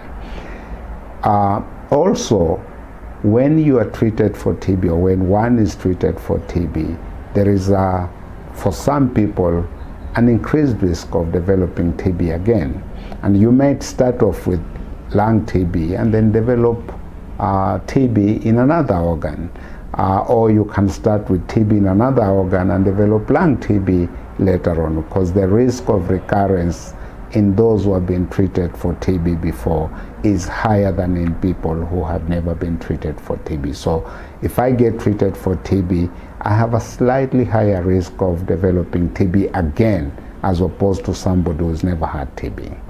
The ideal is healthcare workers need to be very familiar with how TB presents and should take every opportunity to identify people who could have TB. And therefore, when I walk as a person, I walk into a healthcare facility, I should be screened for common diseases, including TB. And therefore, healthcare workers have been trained and are being supported to identify people who may have TB by doing what is called a simple screening system of asking people, are you coughing, do you have a fever, do you those kind of things. Where possible, it's really, really important to get chest x-rays done. Chest x-rays are very good at identifying people who need to be tested for TB. As a screening tool, it's a very, very useful tool. It's very, very sensitive. It will pick up those who need to be tested for TB very easily, as it were. And nearly everyone who has TB, of the lung at least, will have an abnormal chest x-ray. Once you've been identified as someone who could have TB, then you need to be tested. And that test usually in our country is a sputum-based test. So you produce a specimen of sputum, makohozi, we call it, and that makohozi then goes to the lab and is subjected to appropriate TB testing. That appropriate TB testing, ideally, in the world should be based on identifying the DNA of the germ that causes TB. We call it in our language molecular testing. So that is the best. That is what should happen. Screened for TB either using symptoms or X-ray, and if you've been identified to have TB using either of those, get TB tested ideally to identify whether your sputum has DNA of the TB germs. And if your sputum has DNA of the TB germs, you should then be treated for TB. The repercussions, there are many repercussions. Again, at the societal level, remember tuberculosis is an infectious disease. What does this mean? It means that the person with TB, especially TB of the lung, can transmit their TB to other people. They can transmit it when they talk, when they laugh, when they sing, when they sneeze, when they cough, and so on and so forth. Therefore, if a person has TB and they are not identified quickly and they are not placed on treatment quickly, that individual will infect other people. And that's how TB is sustained within the population, as it were, because people are taking long to be identified to have TB. By the time they identify to have TB, they've had a big opportunity to transmit their disease to other people. And we want to stop that transmission by identifying people as early as possible. So that is at the societal level. And then at the individual level, if TB is not identified, it can kill, or it can lead to long-term complications, even after it has been treated. So you are treated for TB, you get cured, but you have in terms of the germ has been removed from the body, so you've killed the germs, but you end up with long-term complications that you live with for the rest of your life. And that is also something that we don't want to happen to people. World over, except in a few countries, men are affected a lot more than women. However, that dichotomy, that difference tends to happen after the pubertal years. So in the early years of life, if you look at children, it may be equal. Same number of children who are male versus same number of children who are female get TB. But when you get to the teenage years, you start seeing a separation with slightly more, or rather significantly more males than females. It is not that females don't get TB, but males get more TB than females. Now, we are not quite sure why that is so. There may be biological factors that are operating in the human population that somehow increase the risk of TB in males, although the bulk of it is probably driven by behavior. Males tend to do things that are often not done by women, for example, tobacco smoking, for example, alcohol intake, for example, delays in TB in seeking care because people are working and they have to take care of their families, and so on and so forth. So these factors may be responsible for the significant higher rates of TB in males compared to females. It may be behavioral, but biological factors may also be extremely important in driving those differences. So it's more behavior than biological factors. Men will socialize usually in very crowded places. Like I said, they tend to go to places that, you can imagine if today you have a political rally, the bulk of people who will be in that crowd will be men. If you've got a game of football happening between two big teams, the bulk of people, the majority of people who will be crowded in that stadium will be men. If you go to pubs, bars and drinking places, the larger number of people who will be in those places will be men. So those behavioral things are the ones that are probably driving higher rates of TB infection in males than in females. We haven't identified at this moment in time specific factors that make one gets more TB, increase the risk of getting TB in the lung versus getting TB outside the lung. We don't know why that is so. We don't know why some people don't get TB of the lung and they get TB of the brain or TB of the bone or TB of the liver or TB of the intestine and so on and so forth. We really do not know at this moment in time. That would be a nice research study to try and do and unravel some of those unknowns in the TB field. So extrapulmonary TB basically means TB outside the lung, and TB textbooks will tell you that every organ of the body can be affected except maybe nails and hair. Those are the only two organs in the body that are not affected by TB. Now, how does the doctor know that you have TB of some organ? It begins with the symptoms. Doctors are trained, or other clinicians are trained to be able to identify where the problem is. If you walk into a doctor's office and your problem is headache, and your problem is convulsions, you are having fits, or your problem is you have you can't move a certain part of the body, the doctor will, and maybe you have fevers and you're sweating and you're losing weight, the doctors will want to see how the brain is, and they'll probably do a scan. That could be a CT scan or an MRI scan, whatever scan they do. And that may show characteristic features in the brain that tells them that this is brain TB. Now, brain TB is difficult to diagnose. Usually it's diagnosed not by confirming that there is TB germs in the brain, because it's difficult to sample the brain easily. It will be very complicated to sample everyone with brain TB. But at least based on the symptoms and the characteristic features on the CT scan or MRI scan, the doctor will know this person probably has TB of the brain. And it's the same thing with TB of the bone. It is the same story with TB of the liver, although structures like the liver are much more easily accessible to doctors. They can sample the liver. Urinary TB is the same kind of thing. But urinary TB or genital urinary TB may be a little easier to pick out, because you can check urine and you can do all sorts of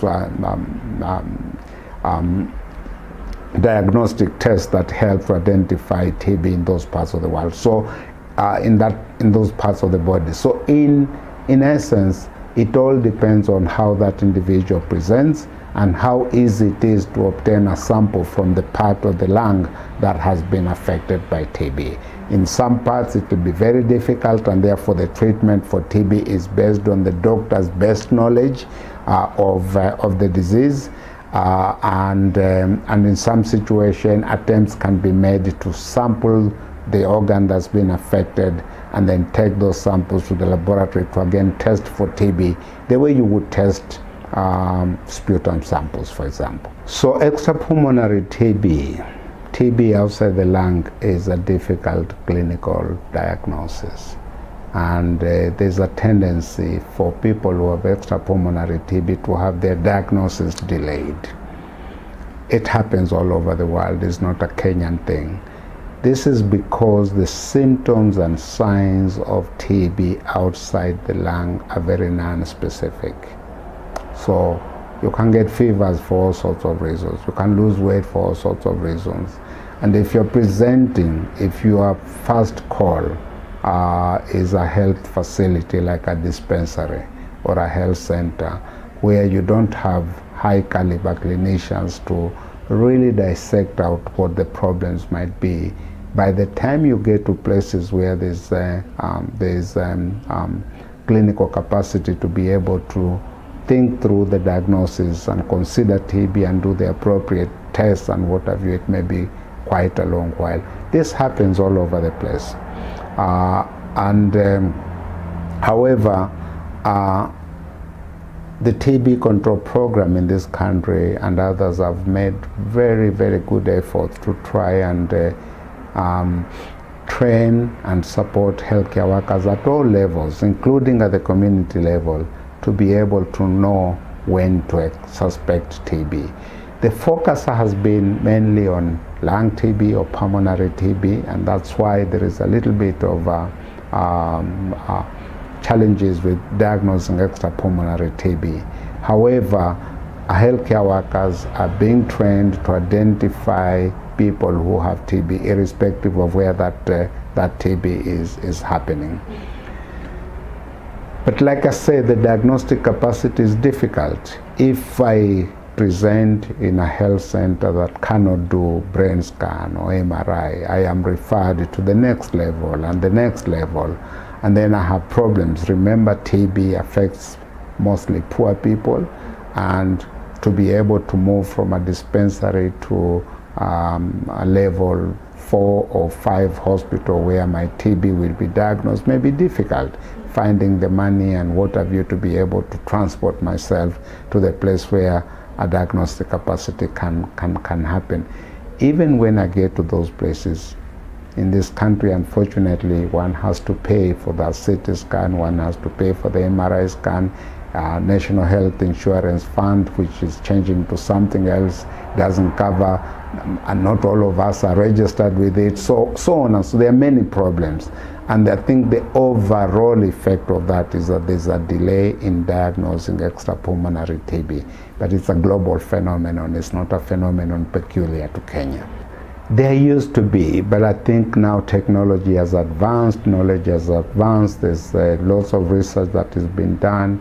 By and large, most people with TB and other so-called comorbidities, HIV, diabetes, chronic kidney disease, can be managed successfully with the current level of, with the current tools that are available. So one shouldn't worry that they have TB and HIV and what would happen to them.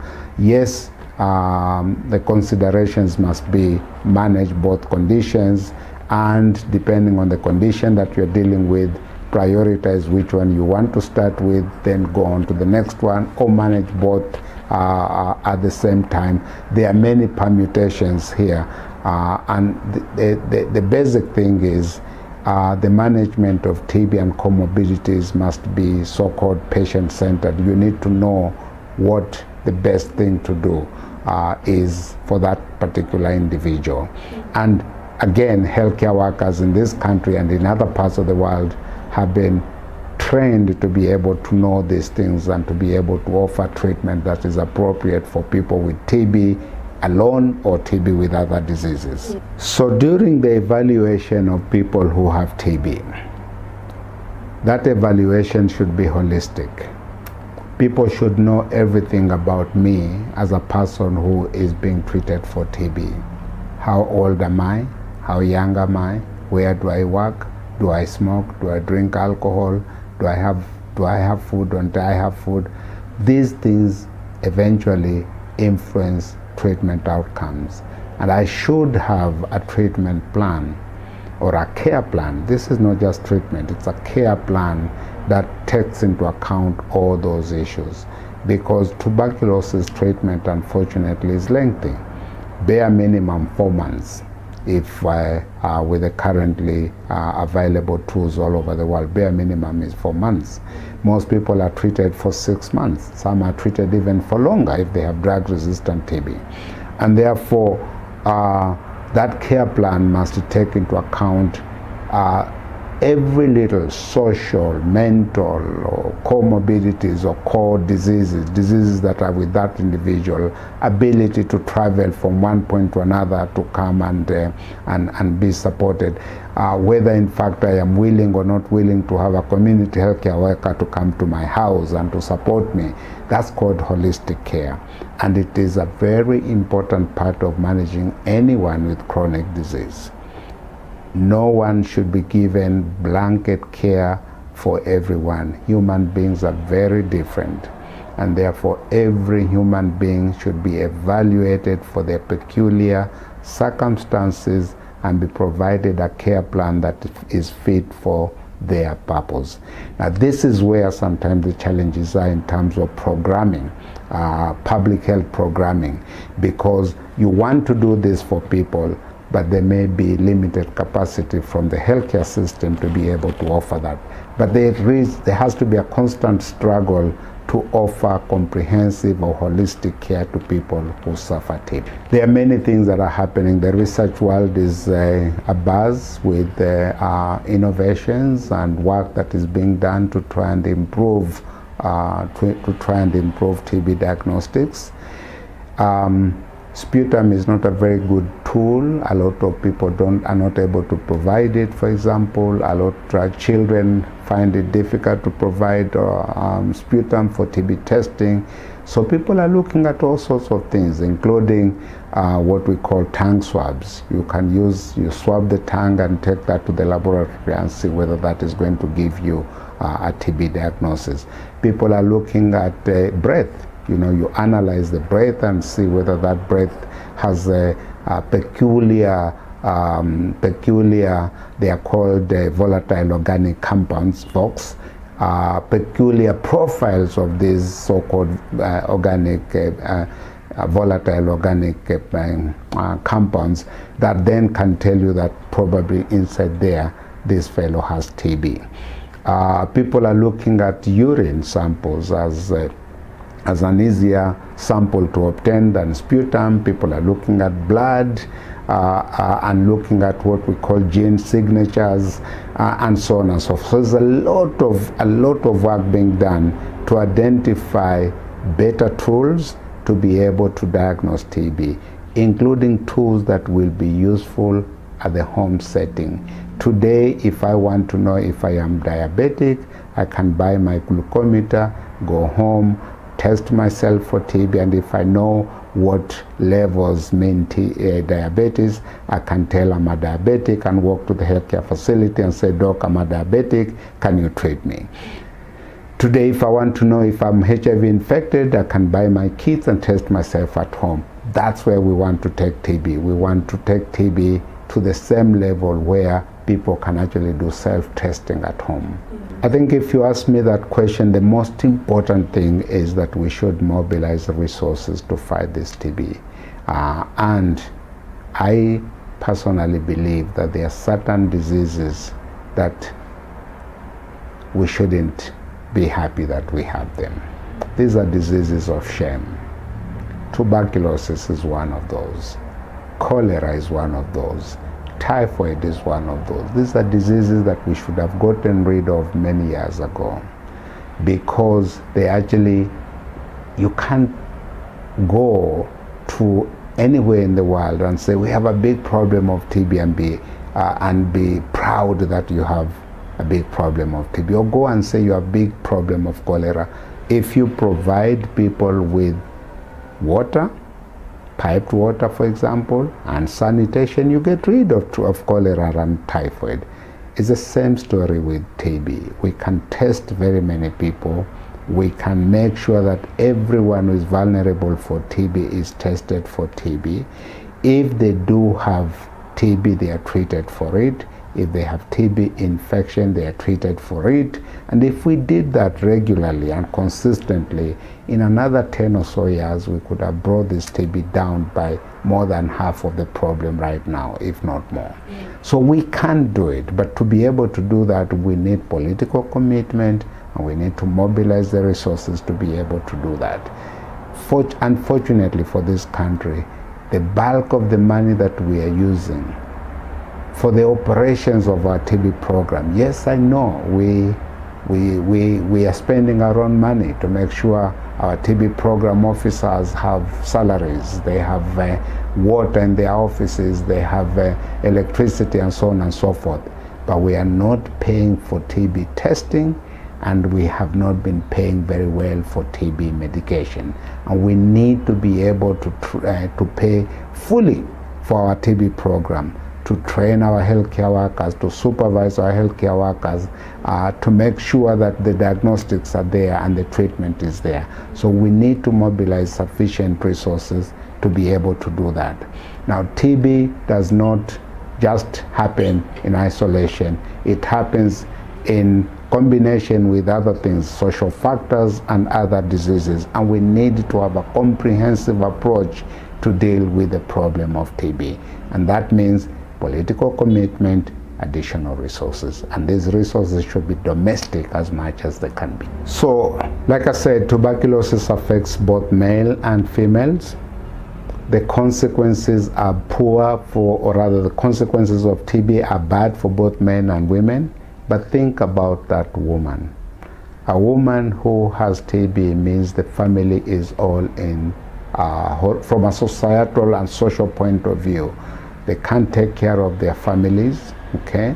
So even if the man in the house, suppose this is a married woman, even if the man in the house provides the food and what have you, but there are very basic things that women tend to do in our societies. They take care of the homes, they're the home builders. It means if the woman is unwell, there's a major problem in terms of how that home runs, okay? And that has consequences. It has got consequences on the man himself, and has got consequences on the woman directly, and has consequences on children and neighbors and everyone else. Two, there are certain forms of TB. So if the woman develops complications of TB and cannot take care of themselves and lifelong, that woman will probably suffer higher degrees of stigma and discrimination. So because they can't take care of themselves, they have a big risk of being TB. There's a big risk of that TB leading to infertility. These are big issues. So women are massively affected by the TB problem. And that's why for us, it is not a question of saying men versus women. It is ensuring that we have a comprehensive package of care for people with TB, irrespective of whether they are men or women, and taking care of all the consequences that can happen in people who have TB, whether they are men or women. Yeah, I mean, the stigma and discrimination and all those things that affect people who have chronic illness, and especially TB, is huge amount of stigma and discrimination, and the provision of care that is not rights-based. You know, I need to know that I have a right to health, I have a right to medicines, I have a right to be treated decently by healthcare workers and so on and so forth. And these things we know, but a lot of people in the world and a lot of people in TB program don't practice this kind of things. So rights to information, rights to good quality care, rights to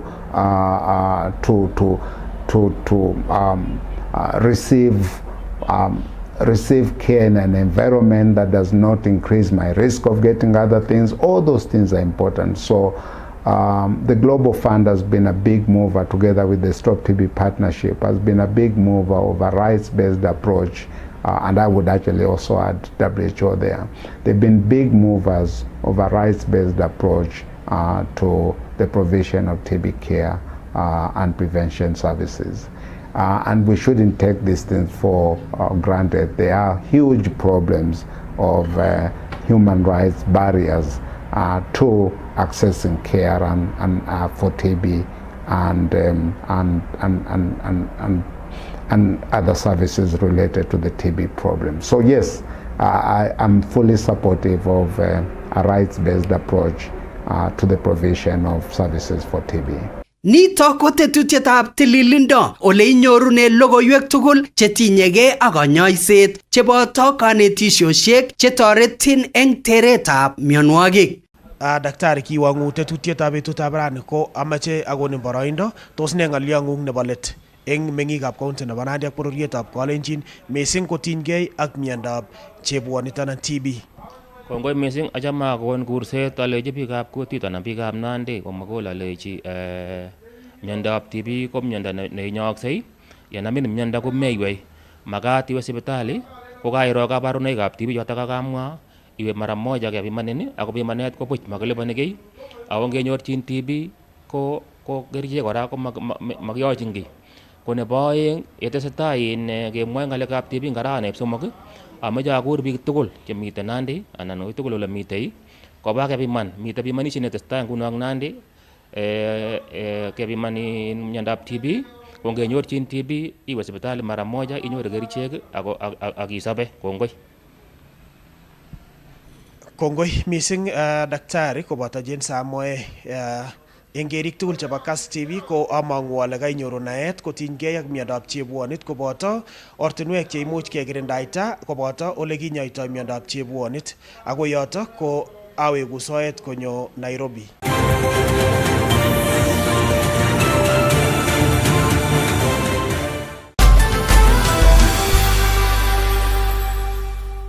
Hii mchezo ya tatu niliabiririwa na rafiki yangu. Nikaanza kucheza nikieka 10, 20, tukapanda hadi tukafikisha 100. Siku moja nikiwa nimeketi hapa nikapigiwa simu nikaambiwa nimeshinda tuktuk. Na nilifurahi. Sasa hasina stress ya kuenda Marigiti ati kubebereza kifikifi na migogoteni zinibebe vitu, hapana. Siku hizi tuktuk kangu kanaenda kanafanya kazi, hata saa ndio dereva amefikisha. Bora ushikisha vitu kwanza tuweke stoko mzuri. Hadi nafanya deliveries kwa customers. Sasa hata wewe kama mwanabiashara unaweza jishidia. Kila Jumapili unaweza vuna hadi $500,000 ama tuktuk ndani ya Tatua Bonanza Live na zawadi zinginezo. Vuna chapa leo na Tatua 3. Ingia kwa M-Pesa paybill number 150 account, weka namba zako 3 za bahati, fuatiza na neno Kass. Amount ni shilingi 10 hadi shilingi 1,000. Over 18s only. Gaming can be addictive. Play responsibly. BCLB number 000898.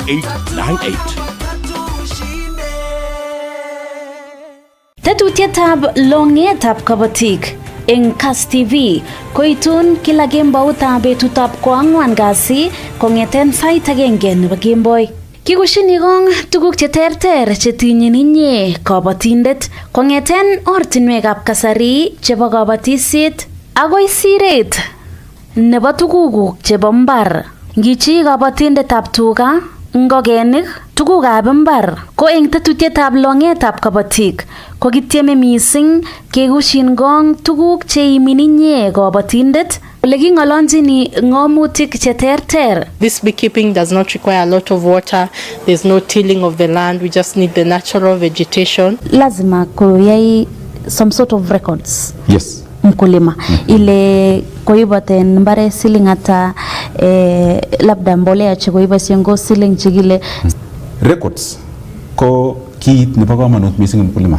Ako imeche keimisan nito mising amu en nguno kabatisiet nemi ko nekitokyingei, makibotisie kityo amu siyam akobek kunoto. Meche keyai kabatisiet neboto mung'ara. We know the value of engaging everybody, right from the farmer to the exporter. Tabanak noton ko kikuchini gong ripsetab itonwekab emet kobun kolsetab ketik, ripsetab beek ak ng'ung'unyek. Biik chechang komengen kole climate change ko ne.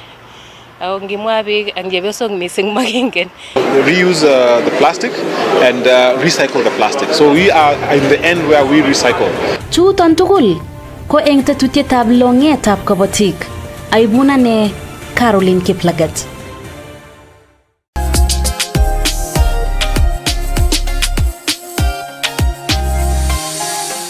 Kemiten kebeberta nebo Bomet kobaten ma Bomet inne kele ko Bomet kobaten kakimanda kidogo raini kelande akebe kechutosnetab Mau. Nito ko tetutiet nebo betutab raini ko kabarastaet nebo agenge en agenge neitun kong'ete taunit nebo Iten county nebo Elgeyo Marakwet. Kokimyet master nekikonyo yoton.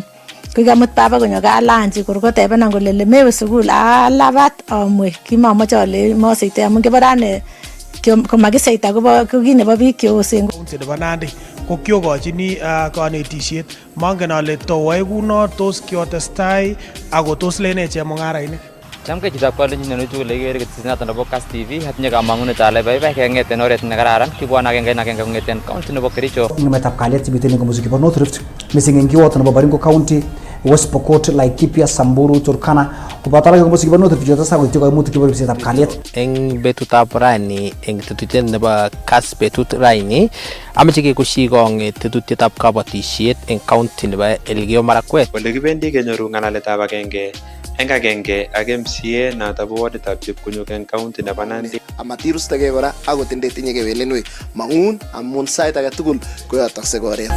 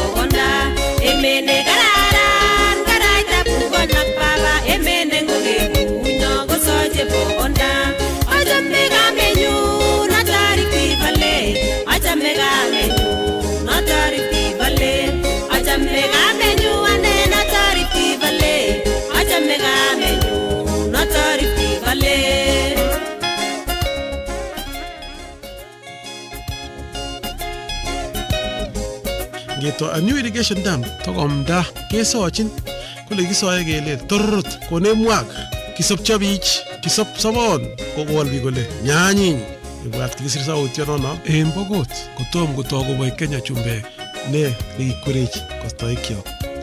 Mokiyoe siasa ak walet harambee nebo tesetab tai nekiyoe kit ne practical netogu ak neiboru akutiet kemwa harambee kityo asikobit ketestai. Kwanet amang'wolo koson tugul en conference. Kwanet harambee! Harambee! Harambee!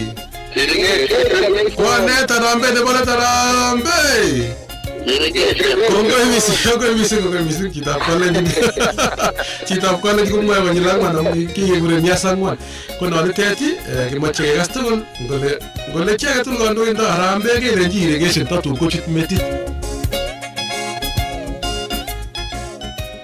Kongoi mising. Kaya kostoi kiokerikyok kakitashakan kokeny en ketyenyo nebo Kass FM International en tetutikab Washington DC. Kimiten ngunon ak kwanetab kolo rauni kolo betut tarikit 4 arawetab Maamut yokunen Maamut tarik 4 Maamut kolo betut en wikit kolo kasi kendo kwanetab kolo anyun ako chobotin icheket koik betut kokotugul en kebeberwek cheterchin. Machang ala ng'ololen kwanet tuguk chetesetai mising korobi komolochet kabisa en Kenya ak emotinwek alak, lakini mising ko Kenya, kebeberwek alak en Kenya kokile counties 26 anan mara kosir chon. Tindo ng'olyondoni en uindo mising ko koimut kokeker sukul aini kokisipto keret kora.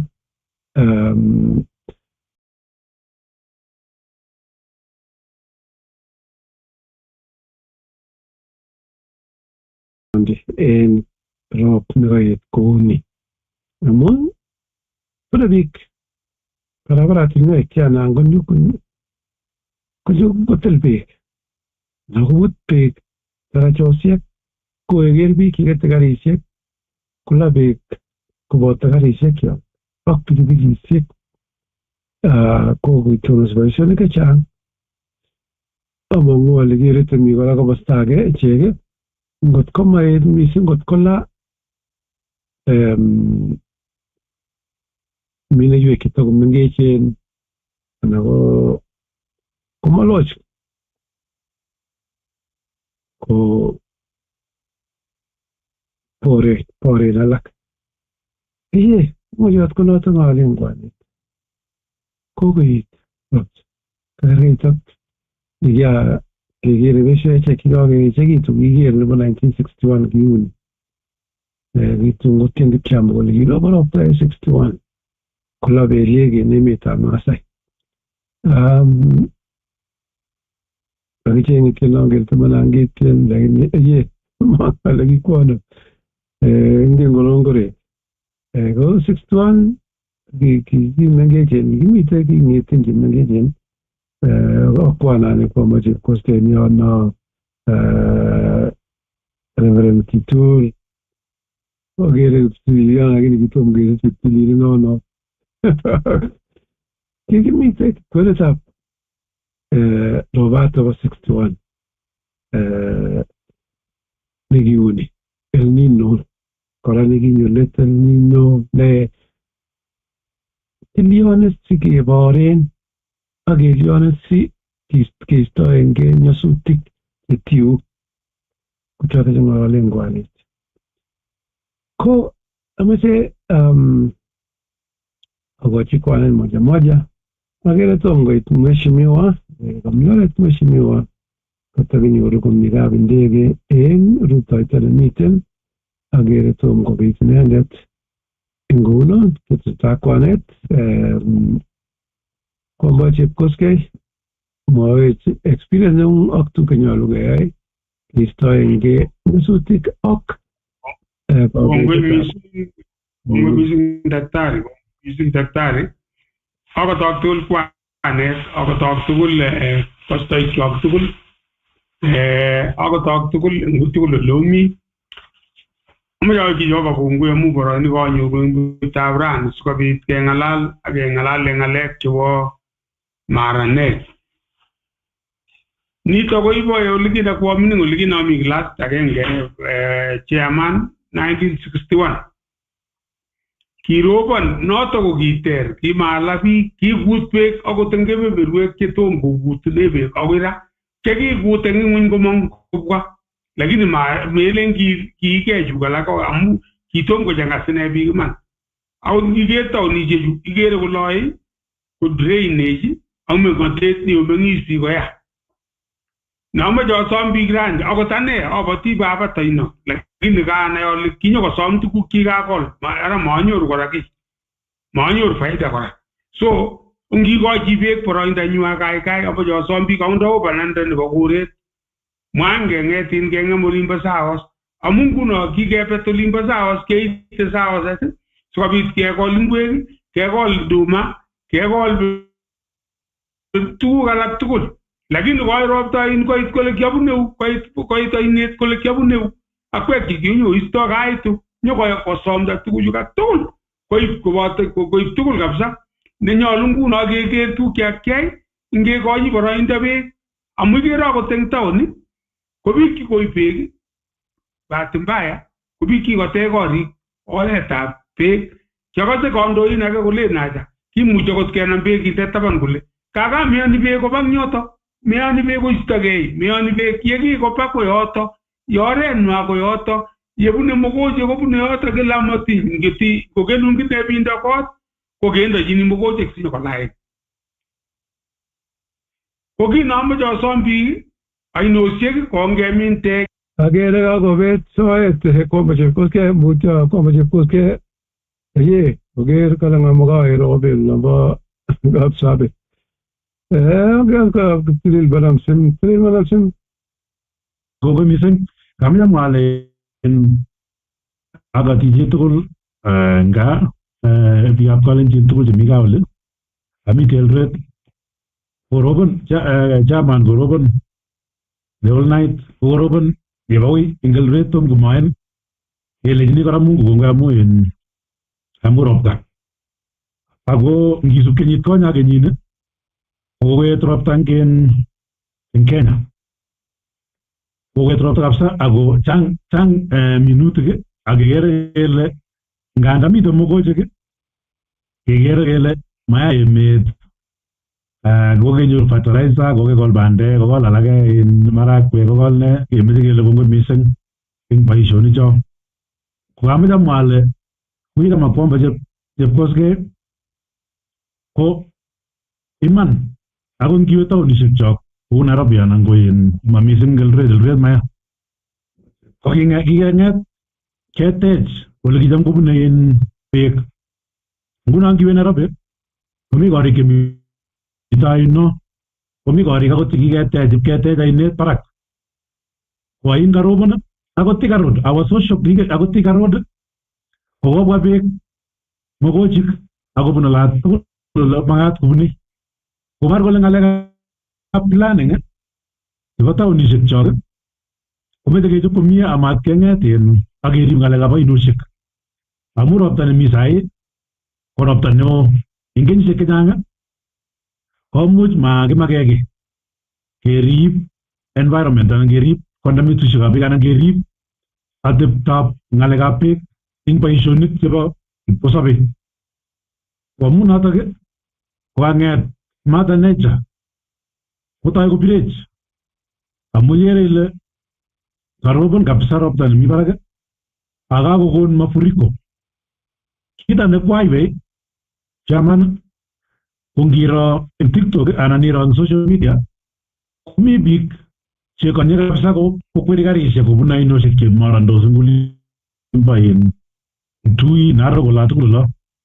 Ikere biik lonye karit konye akokweri karit kobun ainet eng yemite kwen kela akobutyi ainet bichotok manachi koib beek alak makenyoru bichotok kokakimeche kemwa kele ongeribkei eng ng'alekab ropta amakeashumen akot ainet nerote kitigin komoker ole maloe bich saisi kakeker sukulishek kokiannounsen kele kaker sukulishek abwoti ale imuch keyat sukulishek eng betusiek 10 in 10 days or so.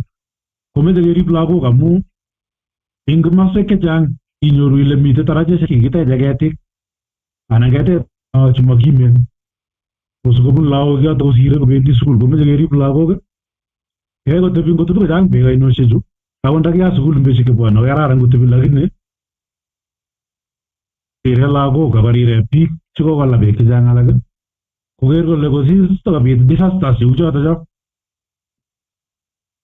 kokararan keker sukul indefinitely.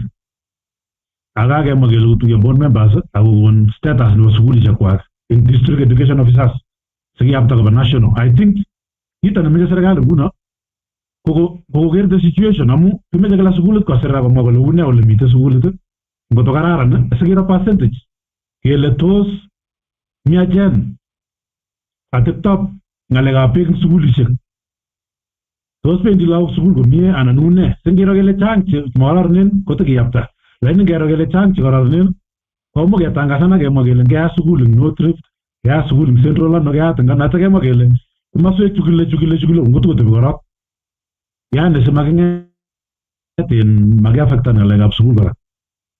Kokameche amwa alen kimeche keboisie kora this chance nitoni. Ngap ropta ko kararan, melen samis ropta, mameche kekomplainen se meche keribkei kityongon. Ako ndemwoksei yakibendi tai panganutikab emet nebo sukulishek anan ko nini chebo taonishek anan ko oratinwek keyai eng oret nemakat. Nguno ikere ile kibortoi Nairobi kikonye beek ola tugul, ko super highway no kochang beek ola tugul.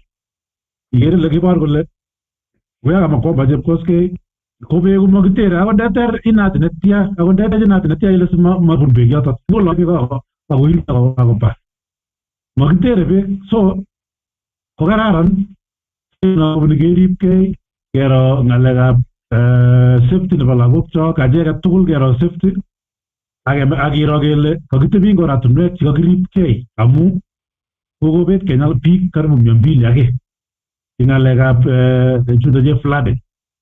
Lakini kora komite kito ne maajabu chairman anan ko daktari. Nguno saisi koloe beek, lakini mutai maa kora kobaret melelda. Ikere ile mite ki nemakat keyai eng kemoni asikobit ngomi beek cheuchu kerib beek komie aketer beek komie simutai keboisie eng betusiek cheyomyotin cheyamat emet.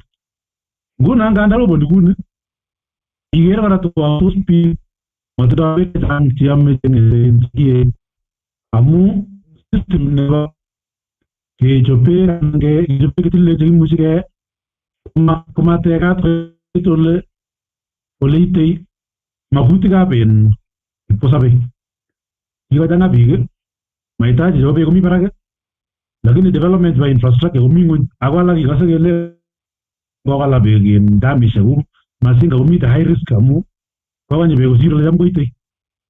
Ko kayam anyun nguno kora kibwat betusiek cheuchu akenai kele meche kinde chepkondok chechang asiketech infrastructure anan ketech ole much kechobe beek asikobit konyor biik beek cheyomei koboisie. Nguno yakiyae estimation chairman daktari yakiyae estimation chebo impact nebo climate anan impact nebo climate change walutikab ng'alekab emet anan ko soet. Ko nguno tuguk chekabit en maranet neuni akobut korik, kobut oratunwek, kolab biik, ko ngeestimaten the cost nemeche koboisie serikali nguno kwae emergency chutochu ko noto ko cost nebo acheket nguno biik kosobei ko karam nebo ateptonyo ak ng'alekab environment ole kikeng'emde environment. Nguno iboru kole boisionik chekikeyai chebo kabatisiet anan ko chebo teksetab korik chekikwai ketil ketik, kikwai keba ketech olibo oinet. Ko nguno ngonyo maranet kuni akolaech anan kola korik kiketech anan kola amitwogik chekokekol, ko noto koboru yaityet nekikeyochi environment. Ko that is the cost. Ko nguno yakibendi takayam anyun keng'et kerib kondametusiekab beek, kerib ainosiek, inyoru biik nguno ikong'ot akoi aino olin koteche kot olin bo aino ko makararan ateba noto ng'alekab sustainable development kibendi keteche emet eng kenyisiek chechang chebwone. Kongoi mising daktari, I'll come back later. Kongoi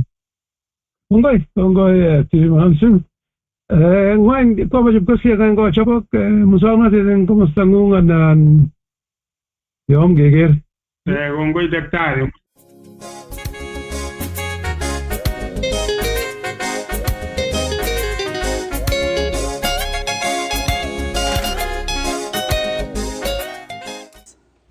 Yes, we have a son together. His name is Paul Andik Jr. And he's also in Kenya, and he loves it there. He's been going there since he's 5 months old.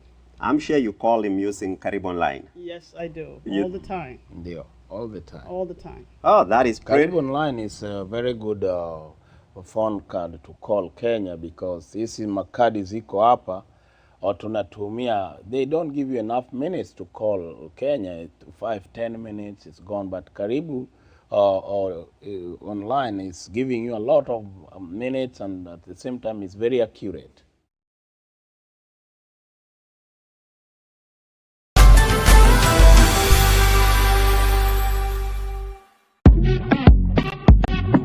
Kwa wale wase pulling others through these tough times, sasa kuna chance bigi ya kucelebrate pamoja. Tujengane na over 35 million za mama prize. Na sini life kujengana. Buy any bottle of Chrome, Gilvis, Smirnoff, Origin, Captain Morgan, Triple S, Ken Extra ama Kenya Ken. Scratch your label na utume the code you find to 20405. Uko na chance ya kuwin moti moja sabi. Ndugi, cash, rentiko ya 6 months, a month shopping, airtime na data weekly. Na usisahau cash prize ya mita moja. Yani 500k ya kujijenga na 500k ya kujenga community yako. Share mzinga za quality kwa outlets mtaani leo. Tukiwin tukishinda tunasonga. Tujengane, shika quality, shinda kikweli, sherehekea kokote. Excessive alcohol consumption is harmful to your health. Not for sale to persons under the age of 18 years. Terms and Hey babe, Aki, you won't believe the day I've had. It was seriously crazy. So this morning, I woke up super early because I had that meeting with my boss, you know? Well, it started off kind of rough because I spilled coffee on my favorite blouse. It was such a mess, but I managed to clean it up, and I think my boss loved my presentation, and he even complimented my ideas in front of everyone. Now you my daughter Jane, amekuwa line busy the whole day. I suspect amepata ka boyfriend. Ni hiyo simu ya fiber neons matter. Free fiber to fiber calls. Why are you sweating? Well, that pretty much sums up my day. Sorry for blabbering on so much, but I just had to share it all with you. Upgrade to the most affordable 4G network with Fiber Neon Smarter and Neon Ultra. Enjoy free fiber to fiber calls and get 65 gigabytes free. Available at fibershop.com or a fiber agent or dealer near you.